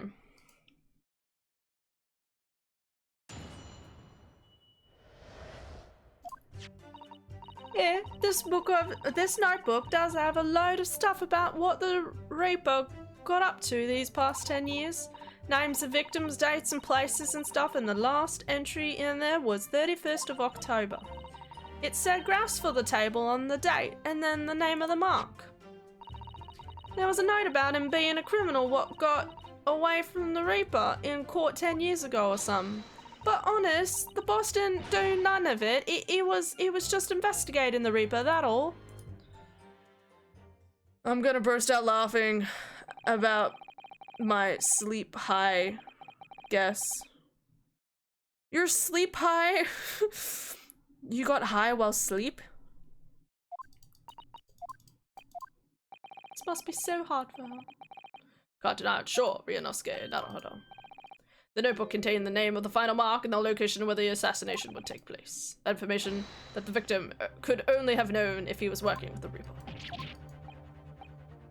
Who was it to be this final mark? Makotoba? Go ahead, Inspector Lestrade. Then read the name for the court. Oh my god. Yeah. How'd you read this then? Oh, it's gonna be Japanese. That ain't the problem, Otto. It's a funny name. It ain't English. It's hard to read. Oh my god, who is it?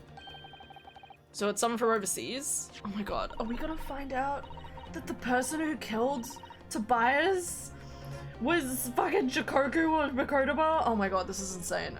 Let me have a Seishiro. Oh my god, Seishiro. Fucking yeah. Okay, I'm here for it. Let me have a bash at it. Seishiro. Is it? Yeah, Seishiro. Oh my god, she pronounced that better than she ever did my own name, but that's fine. Shelms murdering someone is 100% one of my thoughts for me. You? Maybe? What? It can't be. Seishiro Jikoku? But that's Judge Jikoku. Seishiro Jikoku, certainly not an English name, you're right. But that can't be. I know Judge Jikoku. I saw him the day before yesterday, here in London. I know for a fact that the man hasn't been assassinated. As I said, the Reaper failed. Oh my god. Wait, didn't someone say something about the suitcase? Oh no. He was here and she stole the suitcase. No. Someone, no. Fucking Estania. I think it was Estania. Fucking damn it. Oh no. This can't be right. Gregson missed his chance. This is going a completely, like, I have a guess for how everything comes together in terms of like who's orchestrating all of everything, right? But I didn't think this crime was gonna end this, like, go this way. Okay, calm down. Gregson missed his chance to kill his mark and return to British shores. But the Reaper wouldn't tolerate the mistake, so he killed the inspector. Personally. What? The Reaper, of course, being the accused. Barak von Zieks.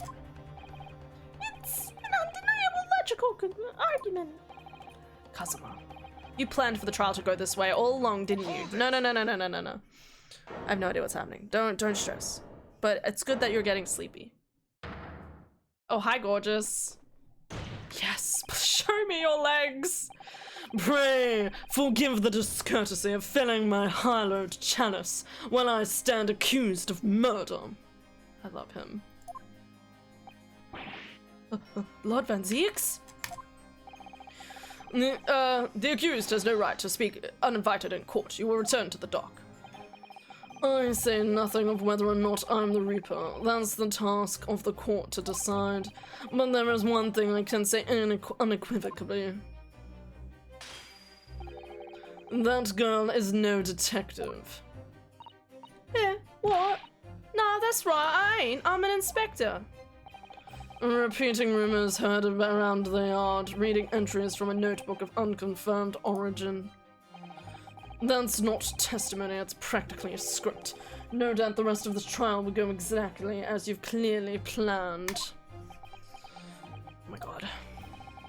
Your hatred of me is understandable. Oh my god. In your mind, I'm sure I am the Reaper, who sent your father to the gallows all those years ago. But you're in danger of becoming a far more sinister Reaper yourself. By attempting to have me condemned with this feeble excuse for testimony. What did you say? Mr. Naruhodo, this is our chance. Yeah.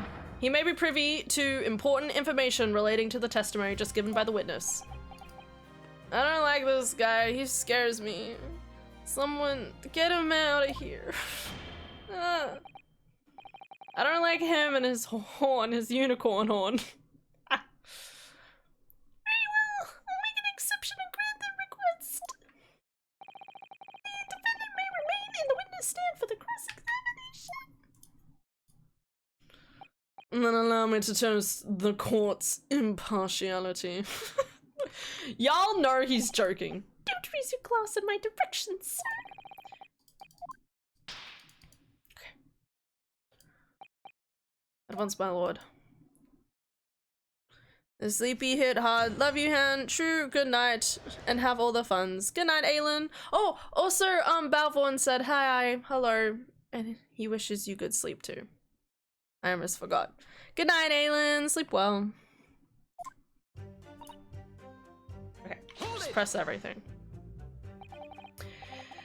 In other words, it shows that Gregson was basically acting as the Reaper. Not you and all. That ain't the only explanation, is it?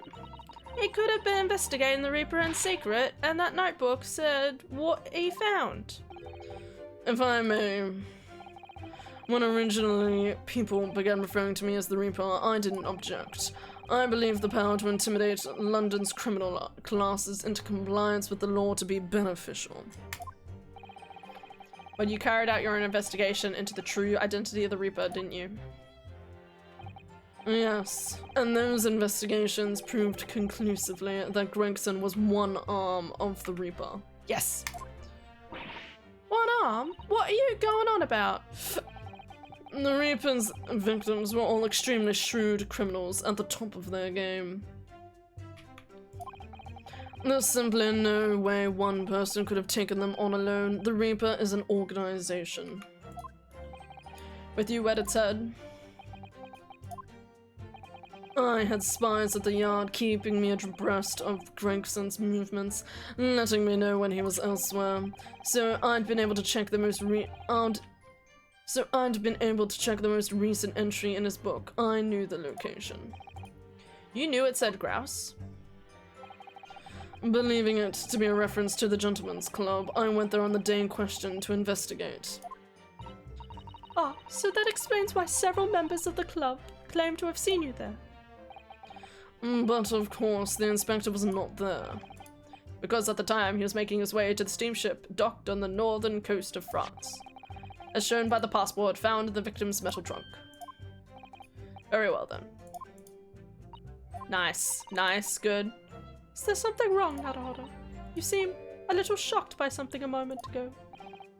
Oh no, it's alright, I'm overthinking this, aren't I? Sorry, did I miss something?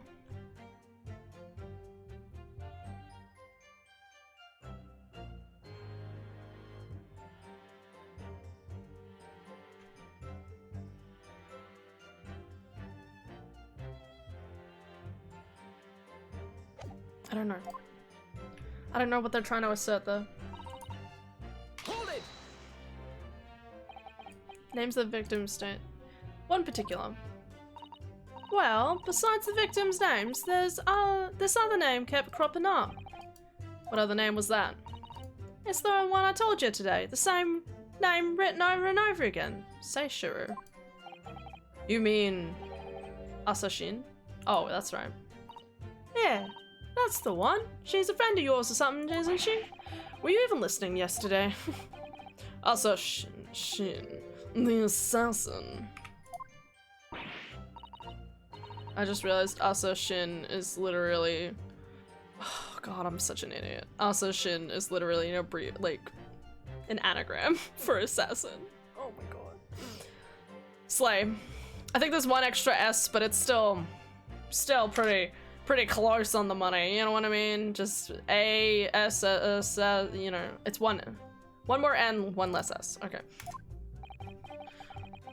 Gregson was the tactician, the one who came up with the plan of attack. He investigated the marks thoroughly, finding out when they would be vulnerable and who to use to get at them. But the person actually executing his plans was someone else, you're saying? If that's true, then the Reaper does indeed start to sound like an organized group of vigilantes. Then perhaps what it said on the passport document. Permission for the applicant and one additional person to travel. Could that additional person have been clearly the assassin, who was meant to take Seishiro Jokoku's life? Well, that's not fucking true, because she's dead. So it had to be someone else, which was Strongheart? Yeah. Gina, can you confirm that? Against the final entry that listed Grouse and Seishiro Jokoku, what name was written? Oh, well, there's the only entry that didn't have a name next to it, as it happens. What? It just had like a question mark or something there, I think. In other words, Gregson himself didn't know the identity of the assassin in that case. But Gregson was the one making the plans, was he not? Yes!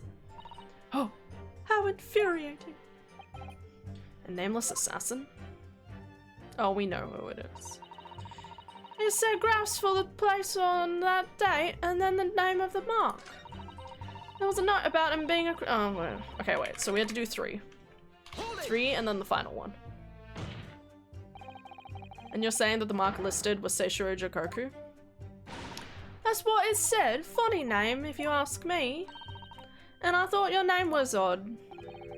So pleased to have lost my crown there.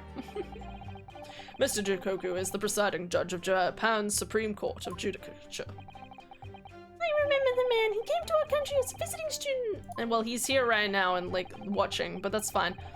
Well, actually, we don't know where he is. They're missing.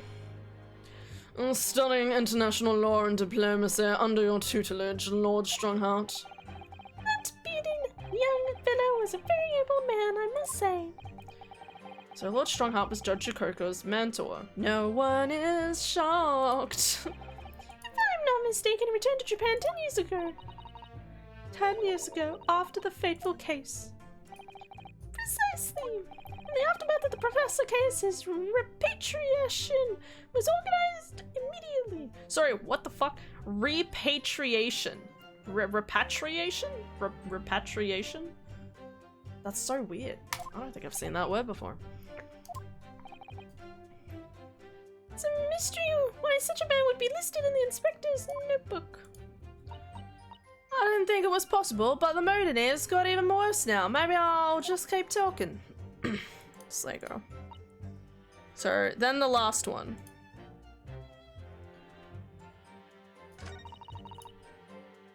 Hold it!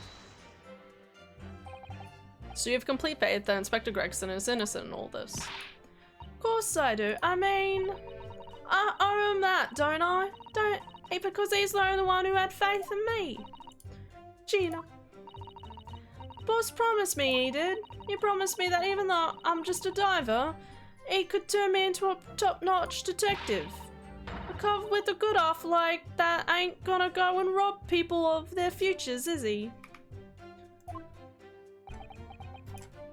We're talking about people who could have died. Murderers? But that's fine. Every single person killed by the Reaper was a criminal of the first order. And low lives like that have no compunction about robbing hundreds of lives of their own future. Fuck shit. Whatever. Close enough. Eh? Their ludicrous acquittals in court give them the freedoms to make hundreds more suffer. Oh, I don't. So what? You justify your actions because you were protecting innocent people's futures? I'm not suggesting that Reaper's methods are justified at all. But life isn't black and white, that's all I'm saying. Oh. Poor guy. That's what we have to work with.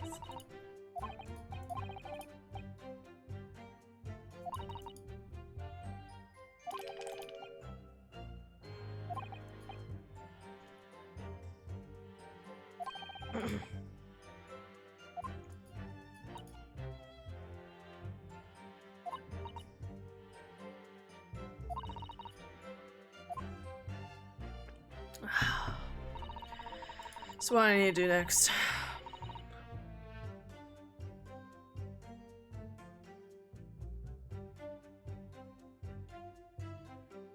Oh, I forgot about the fourth statement. And then I need to go back to the last statement. Okay. What do you mean a criminal? Judge Chikoku is no criminal. Well, don't ask me. I don't know nothing about it. Oh, do you remember what Father told us? That Judge Chikoku did once appear in court here in Britain. Why is everything so intricately tied to the... Oh, that's right. He got held in contempt of court. Would be the today wording of it. It was a pitiful situation, yes. I'd forgotten all about it, but I prosecuted that trial too, as it happens. It was considered to be an adjunct to the professorcy proceedings, you see, but he was acquitted after being told to make reparations for the damage caused to the stand. And there you have it. Have what? Surely the accused hasn't forgotten his own rule. That there's no saving anyone who faces the Reaper in court, guilty or innocent alike. What? No. Are you saying that the reason Judge Chikoku was targeted for assassination? The man was sent back to Japan immediately after the trial. The Reaper had no time to do his work. But then, 10 years later, the mark returned to Britain once more. Perhaps now you start to see just how vindictive the Reaper is. Lord Strongheart. Come on, that's absurd. To take someone's life for that? Isn't the whole premise of the Reaper absurd, killing those who have been found guilty? Clearly the rules by which the man operates are beyond a sane person's comprehension. Are you listening, Lord Strongheart? Are you listening? I sure hope so, teehee. Bro's fucking crazy. But what's the time? Objection! Objection? Right, I've had enough of this. Gina?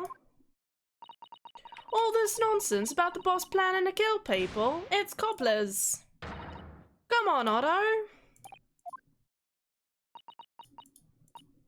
Why aren't you saying nothing?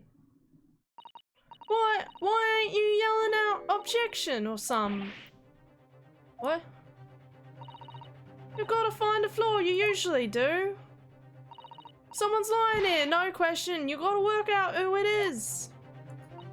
Please, for the boss. Oh, poor buddy girl. That outburst was an insult to the court. Oh, shut the fuck up. Shut the fuck up. Shut up, you fucking bitch. You will forfeit your warrant card. Fuck you. Oh, Gina, no. Oh, I've had it with a lot of yours. It's lies. Every bleeding place you look in this world, isn't it? Well, I've had enough. Gina. So have I. After that little speech of Gina's, I've made up my mind. Yeah. To do what, Mr. Naruhodo? There was one point in this cross-examination when something that was said just didn't sit right with me. One statement that seemed odd. Oh, he did say that. It was like in the first one or something, right? Oh, do you mean?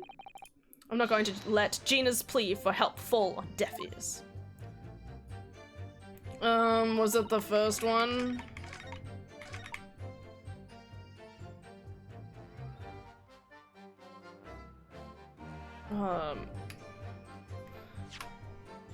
I'm saving it.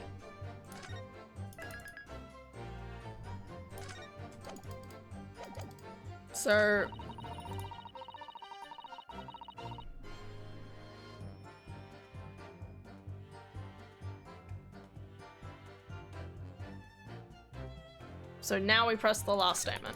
Okay. Hold it! I want to thank you, Gina. You helped me find my resolve. Eh? What do you mean? Amongst everything we've heard during this cross-examination, there's one thing that defies explanation. One inconsistency. What? An inconsistency? Really, Otto? I don't quite know what it means yet, but... Yes, there's an inconsistency in something that was said by... Oh, fuck, I don't know. We'll just scroll... Question, could I actually... It probably doesn't let me scroll back that far, does it? Okay. That's so crazy.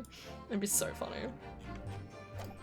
It's so sad because I literally... okay, just gonna look at the walkthrough.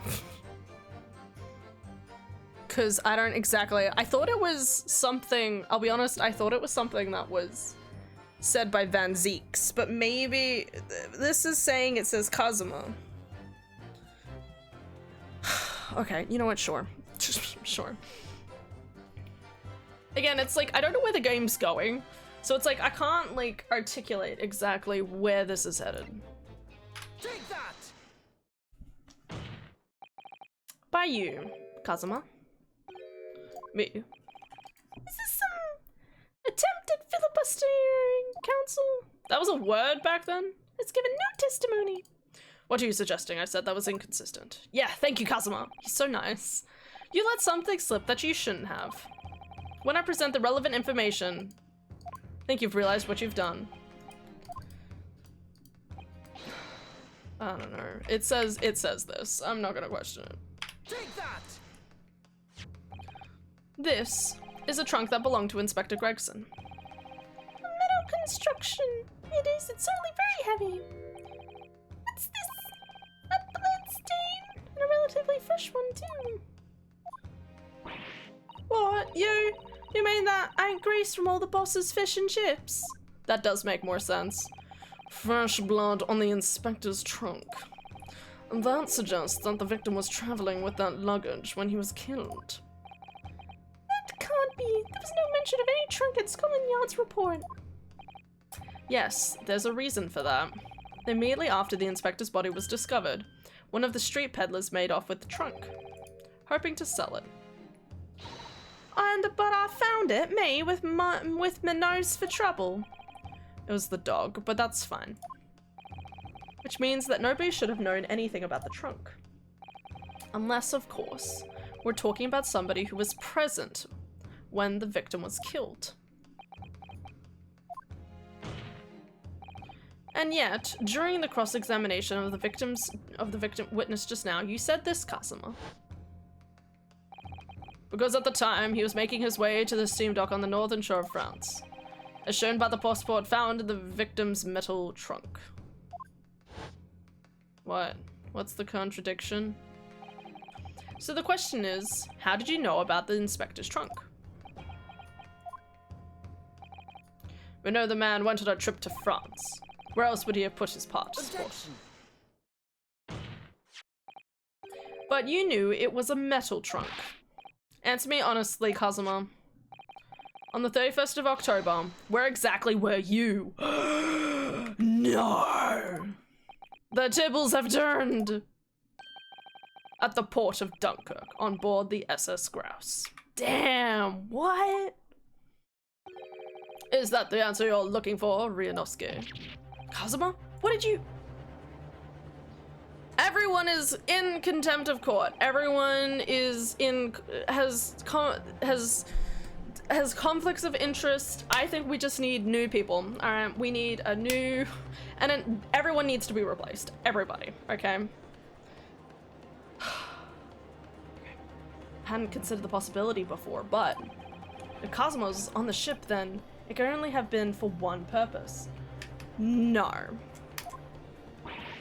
Oh no, Mr. Naruhodo, surely you don't think. No. Ha ha ha ha. Come on, Ryunosuke, you know the rules. The only thing that really talks in the courtroom is hard evidence. As I understand it, Inspector Gregson always took that case with him when he traveled. So, as it stands, you've proven nothing. Kazuma. Are you challenging me to prove it beyond all reasonable doubt? That you were still there that day in the same place as the inspector? It's gonna be the chip. It's gonna be the fucking chip, and he's struck it with a sword.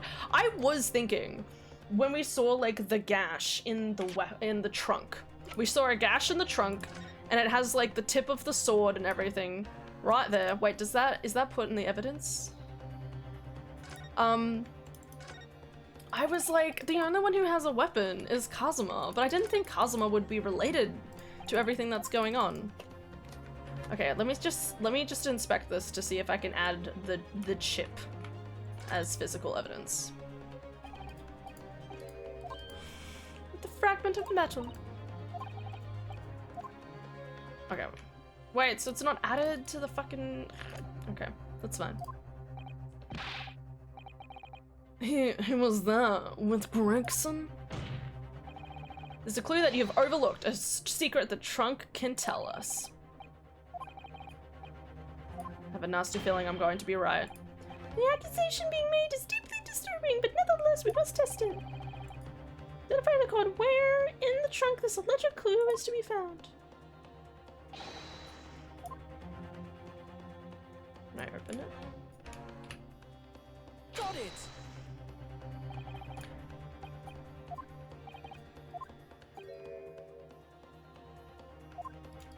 Oh, fucking shit. What do you mean it was there? Shut the fuck up. Shut the fuck up. I clicked on it. Shut the fuck up. Show me your weapon, bitch. Oh my god, this is not going the way I wanted it.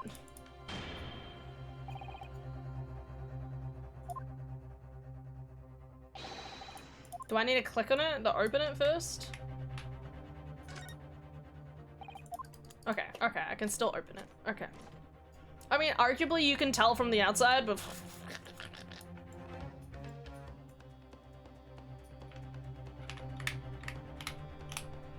Got it! Try again. There's a small piece of metal lodged in the wall of the trunk here, like the tip of a blade. There, a blade? Kazuma, slung around your waist as ever today, is the esteemed blade Karuma. Of course it is. Where'd you draw it? Here in the courtroom? For all to see. Exercise caution, my friend. That man is the son of London's most notorious killer. Watch a Sogi like a hawk. That won't be necessary. There it is. It's broken. Oh no. The tip is broken. If the fragment of the metal from the trunk fits together with the end of the sword, the question of who was there with Inspector Gregson will be answered. Agreed. Kazuma Asogi? But surely he didn't kill him. Expertly done, Ryunosuke. That's a point to you, well deserved. You mean to tell the court prosecutor Sogi? Yes, on the 31st of October, I accompanied Inspector Gregson to Dunkirk in order to carry out a mission. Yeah, I didn't think he killed him. Don't get me wrong, I don't know why he stabbed his trunk, but I mean, there's plenty of reason as to why that might have taken place. So the additional person to travel was you? Was me. And the mission was? The assassination of the Mark. What? What? What the fuck is happening anymore? You mean you're the killer whose name was omitted from this notebook? You were following the Reaper's orders to dispatch Judge Jikoku? Let me make one thing perfectly clear. I have killed no one. I believe that. Explain! I accepted the assassination mission, yes. I accompanied Gregson to Dunkirk, but I never had any intention of carrying out the plan. You were never going to do it? We can believe Kazuma-sama, I'm sure. After all, Judge Jikoku arrived safely in London the following day. On the 31st, I boarded a train from London with the Inspector Gregson. We travelled to Dover, from where we crossed the Channel to Dunkirk. Then we boarded the SS Grouse and made for the cabin deck as indicated in the plan. You went to Judge Jikoku's cabin? Exactly. He wasn't there, though. We decided to wait, but... You've already told us you had no intention of going through with it anyway. I didn't come to Great Britain to take anyone's life. So I left Gregson and disembarked the ship.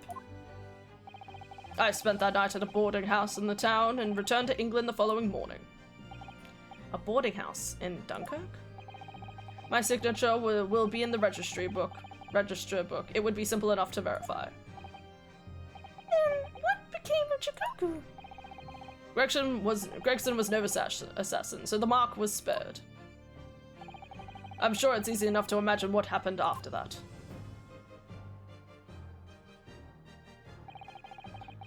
Gregson returned to England as well, having failed to complete the mission. He met with Reaper in that room on Fresno Street to report the failure, causing the infuriated mastermind to pull the trigger. Wow, he really believes that. God, what a fool. That's the real truth behind Inspector Gregson's murder. Objection. That didn't it? But if you did nothing as you claim, how did the tip of your sword, thank you, come to be lodged in the inspector's trunk? I don't need to answer that. The victim was killed by a gunshot. A small fragment of a Japanese blade isn't relevant to the case. And accordingly, I choose to exercise my right to silence on the matter. Boom. Interested me, the court will sequester the sword as evidence. As you wish, my lord. Poor Karuma. We must take immediate action now to verify whether Seishiro Jikoku remains unharmed. Yeah, you fucking should, because he could be dead right now. What? Remains unharmed? I agree, that should be our first priority. Especially considering he's probably dead. I want to look at the pretty sword. Wow, what a pretty sword. I'm wondering what could be, what's gonna happen with all of this.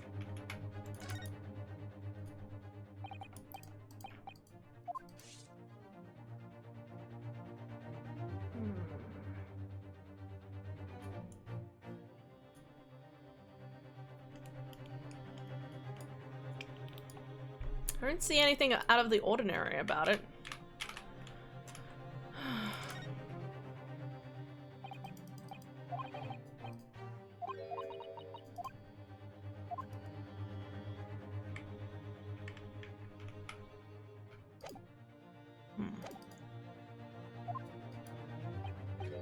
It's recently come to my attention that he hasn't been seen since yesterday.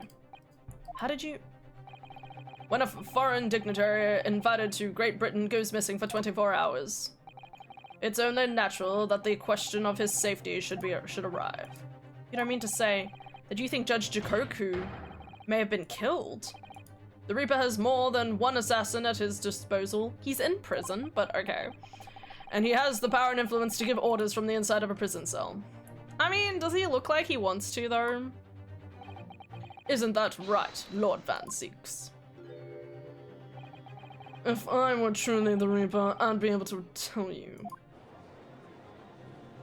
Hi, Kamen. Fancy katana. I know, it's really pretty. Hope you're going well, Kamen. Illy.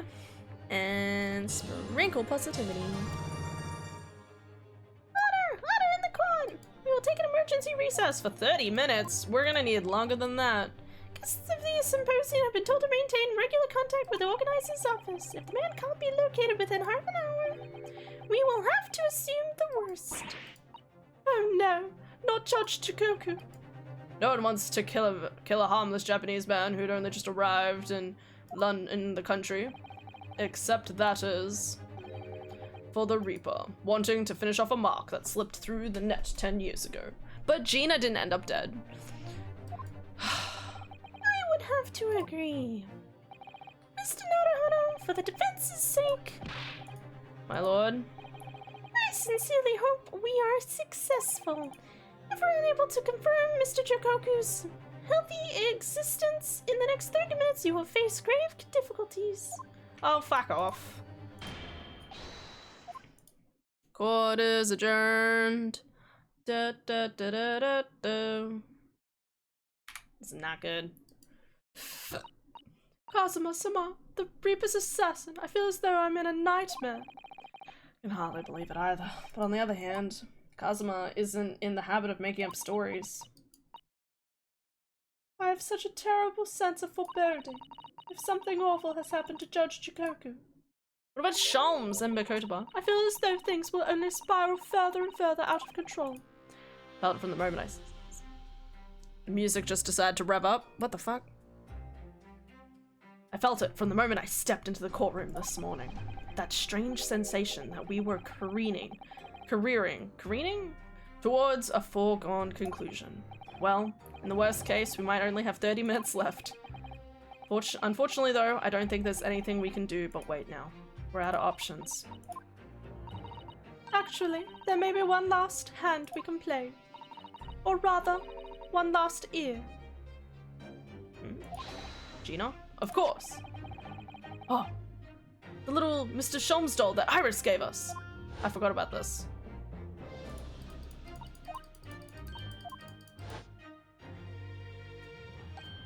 Perhaps now is the time. What should I do? Why wouldn't I pull it?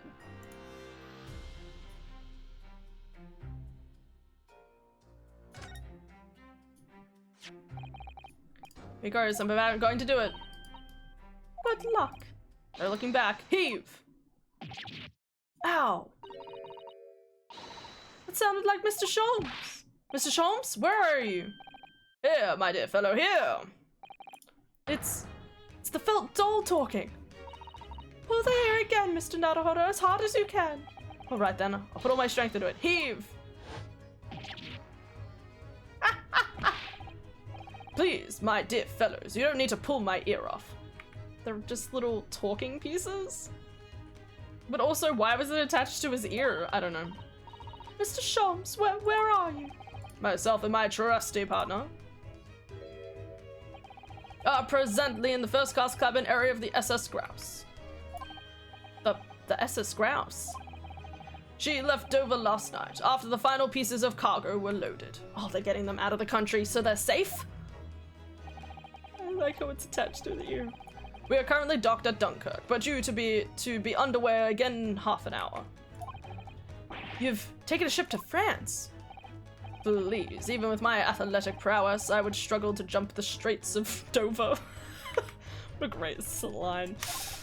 After we left Baker Street last night, we hurried by cab to the station and by train to the port, in order to board this vessel in time. So you mean you'd already worked it out?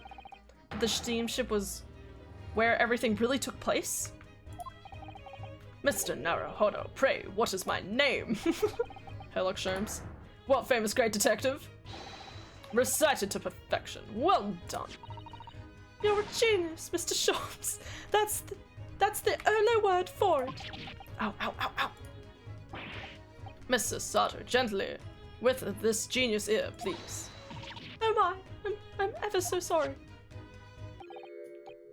If I may, Sholmes. Ah, there you are, Makotoba.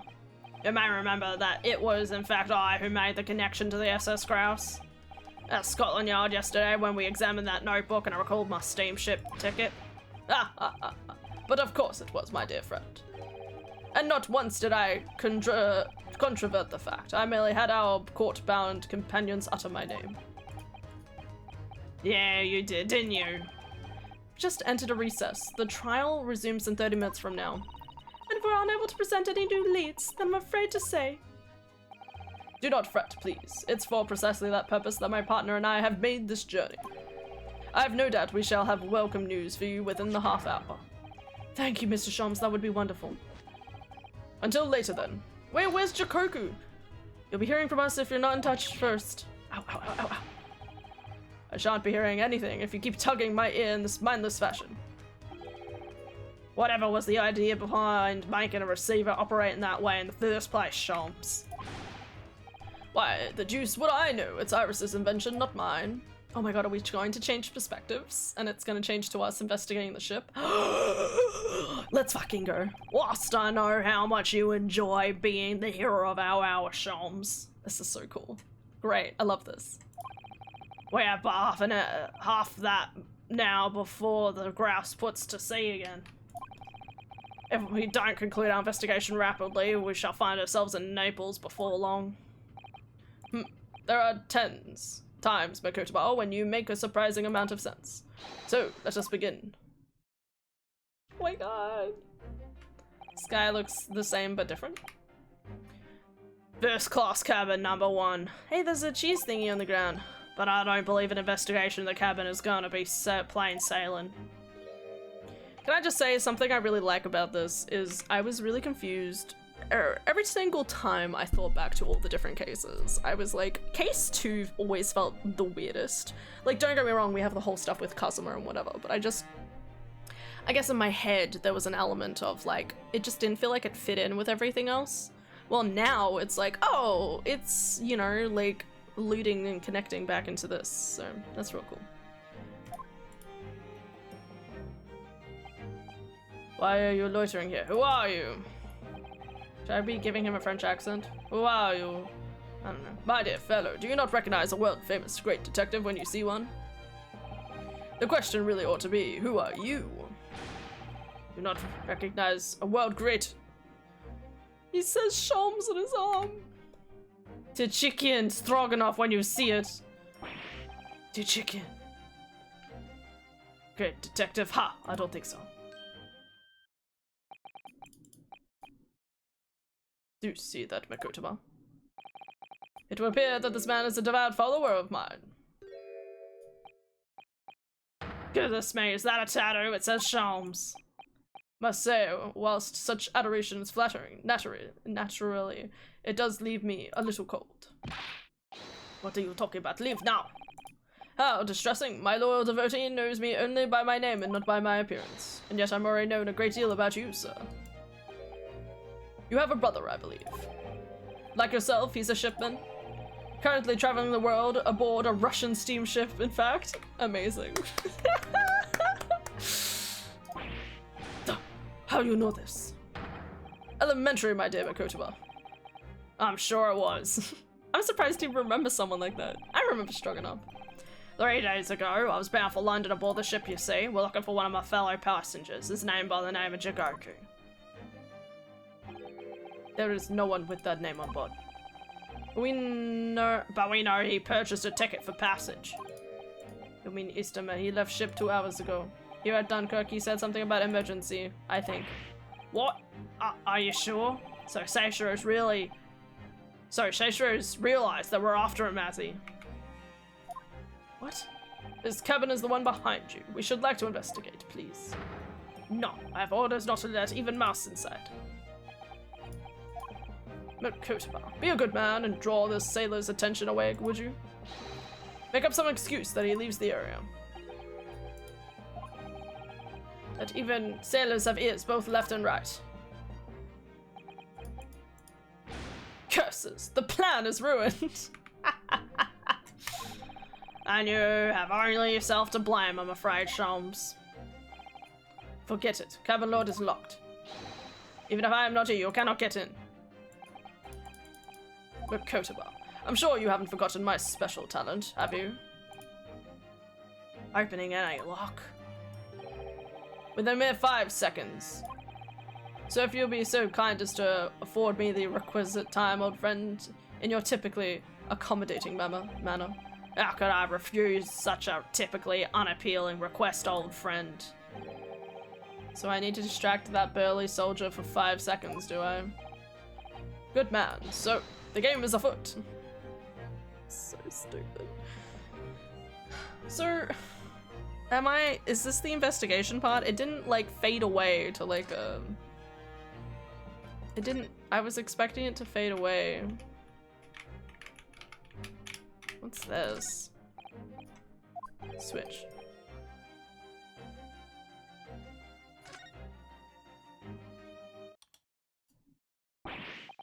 So, what is happening? Where is light? Now, Shimes, now! These guys are idiots. No bit either.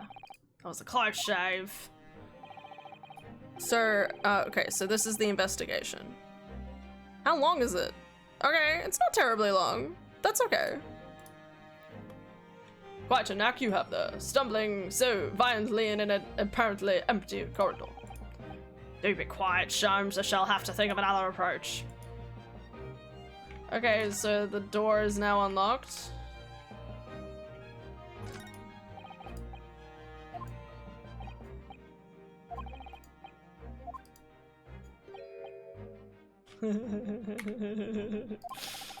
If you're referring to Naruto, you know very well that he's currently perspiring merrily in court.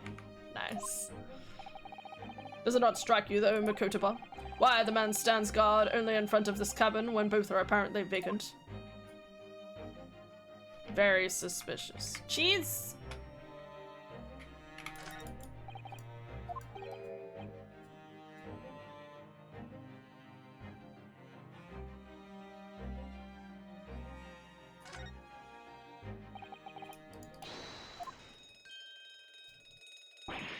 Yo, what are you doing? If we were at sea, this would be a very bad problem. What's going on down there? Steven Stroganoff, report at once. Sorry, sir, nothing to report. It's just a stupid trick. No, not by me. My wife. No, as I told you. Now, Shimes, now. Okay, 5 seconds. Don't stand there gawping at my brilliance, Makotoba. In we go. Oh yeah. Oh yeah, mate.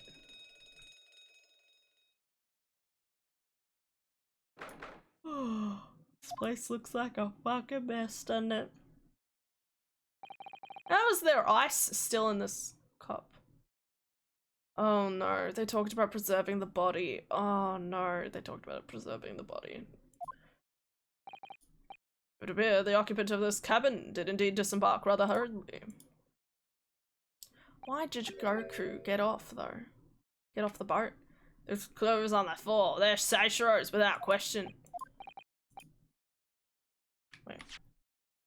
Well, it seems we're just a tad too late. Yeah, by about 2 hours. Still, whilst we're here, we should investigate thoroughly.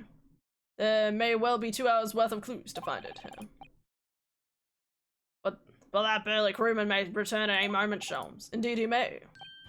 Which makes this all the more thrilling. Oh my god. Check inside. Can we open it? Perhaps he left it on purpose. It's lighter than you might think. It's still an entrance to a speedy escape. Pity it's locked, so we can't look inside. Surely 5 seconds from now, the situation would be quite different. Sadly not. It's a 7-digit combination lock. And I'm not in morose enough mood to work through all the combinations at present. Bro fucking understands. That's such a thing, right? Like, you have like, I'm sure everyone has like days where they're like, I would autistically blank. Like, do a really minute task just repetitively over and over again. It's kind of like trying to do like a Rubik's Cube, but not nearly as frustrating. Something, a simpler Rubik's Cube, just doing it over and over and over. Like make daisy chains or something. You're right though, you're right.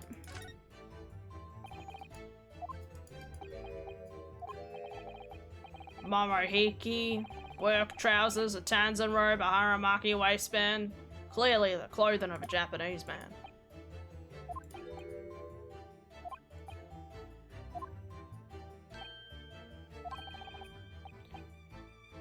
Okay, so he hid something inside of his case.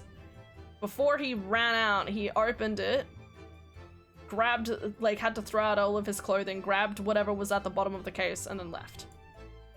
Okay.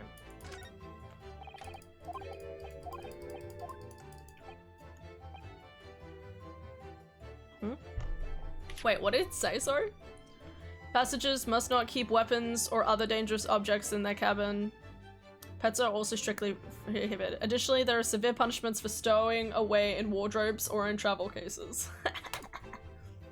I feel the rules have increased since I last read them, probably just my imagination. What about the fact they're not straight on the wall? Doesn't that strike you? You may be right. What they say, Makotaba, there is nothing important about trifles.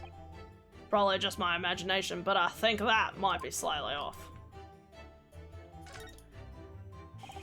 Quite the exquisite glass, I must say. See here, Howard. Is something wrong, Sholmes? You suddenly trailed off. How is there still ice in it? That's my question. Ice, Makotaba. Ice! What?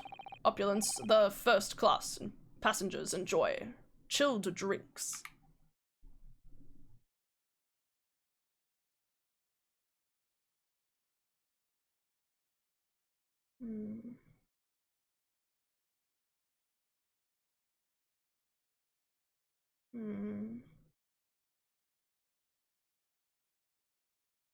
I have a theory. I don't like it. I have a theory, but I don't like it. So, my theory is that this, what has happened? So, Gregson was still on the ship.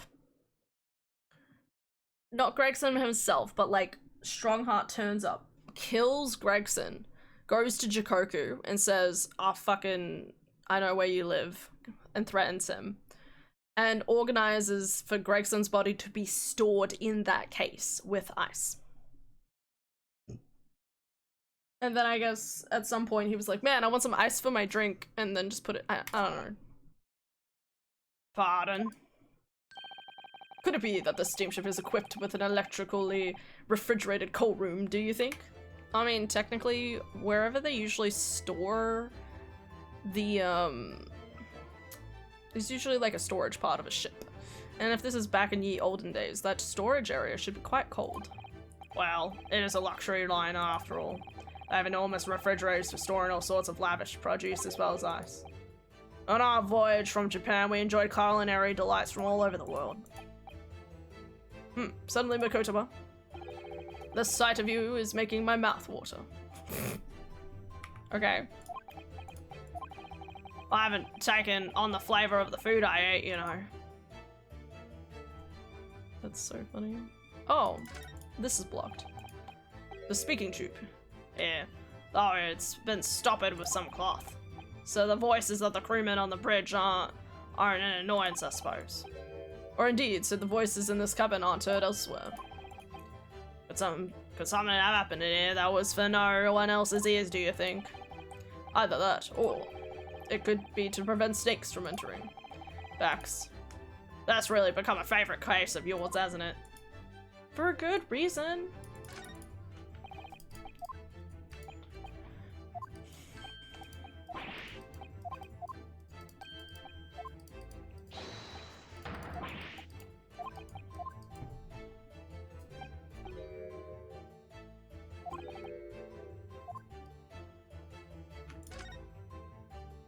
Oh, it's on the wrong wall.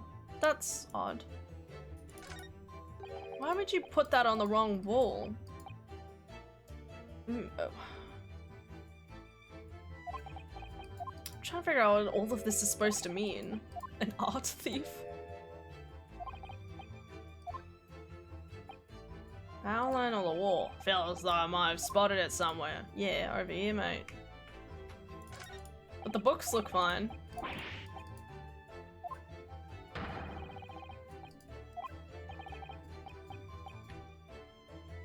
More blasphemous than overlooking the Bible.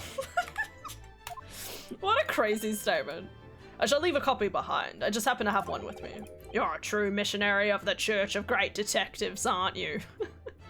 Can I just say, it's so, again, so crazy that Makotoba is his, like, his friend in detectoring. Like, Makotoba doesn't strike me as someone who's filled with whimsy, and I'm so glad he is. Alright, so what have we got? What have I forgotten to inspect? Books, strike.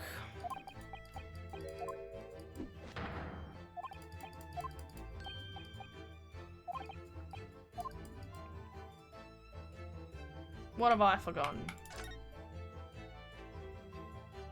Oh, the bin.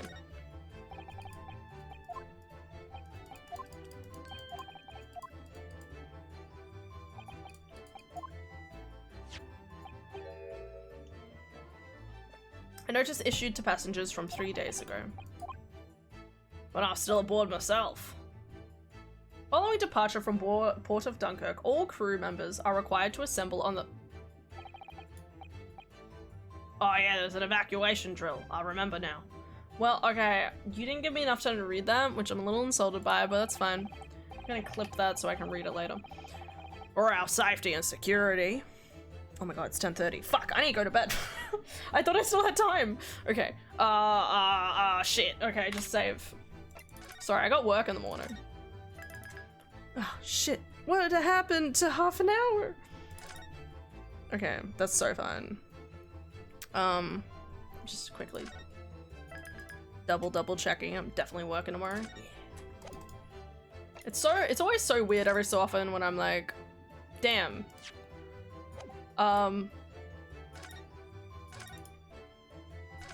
Like, I would have only worked 14 hours this week if I hadn't got an extra shift. Such a weird and crazy idea. Okay. Alright. Thank you guys so much for watching. Hope you'll have an excellent day today and tomorrow, okay? Have a wonderful night. It's a shame that, well, I mean, hey, we're getting there. We should definitely finish this. I'd like to think we'll finish it tomorrow. I don't think we'll quite make it, which means we'll definitely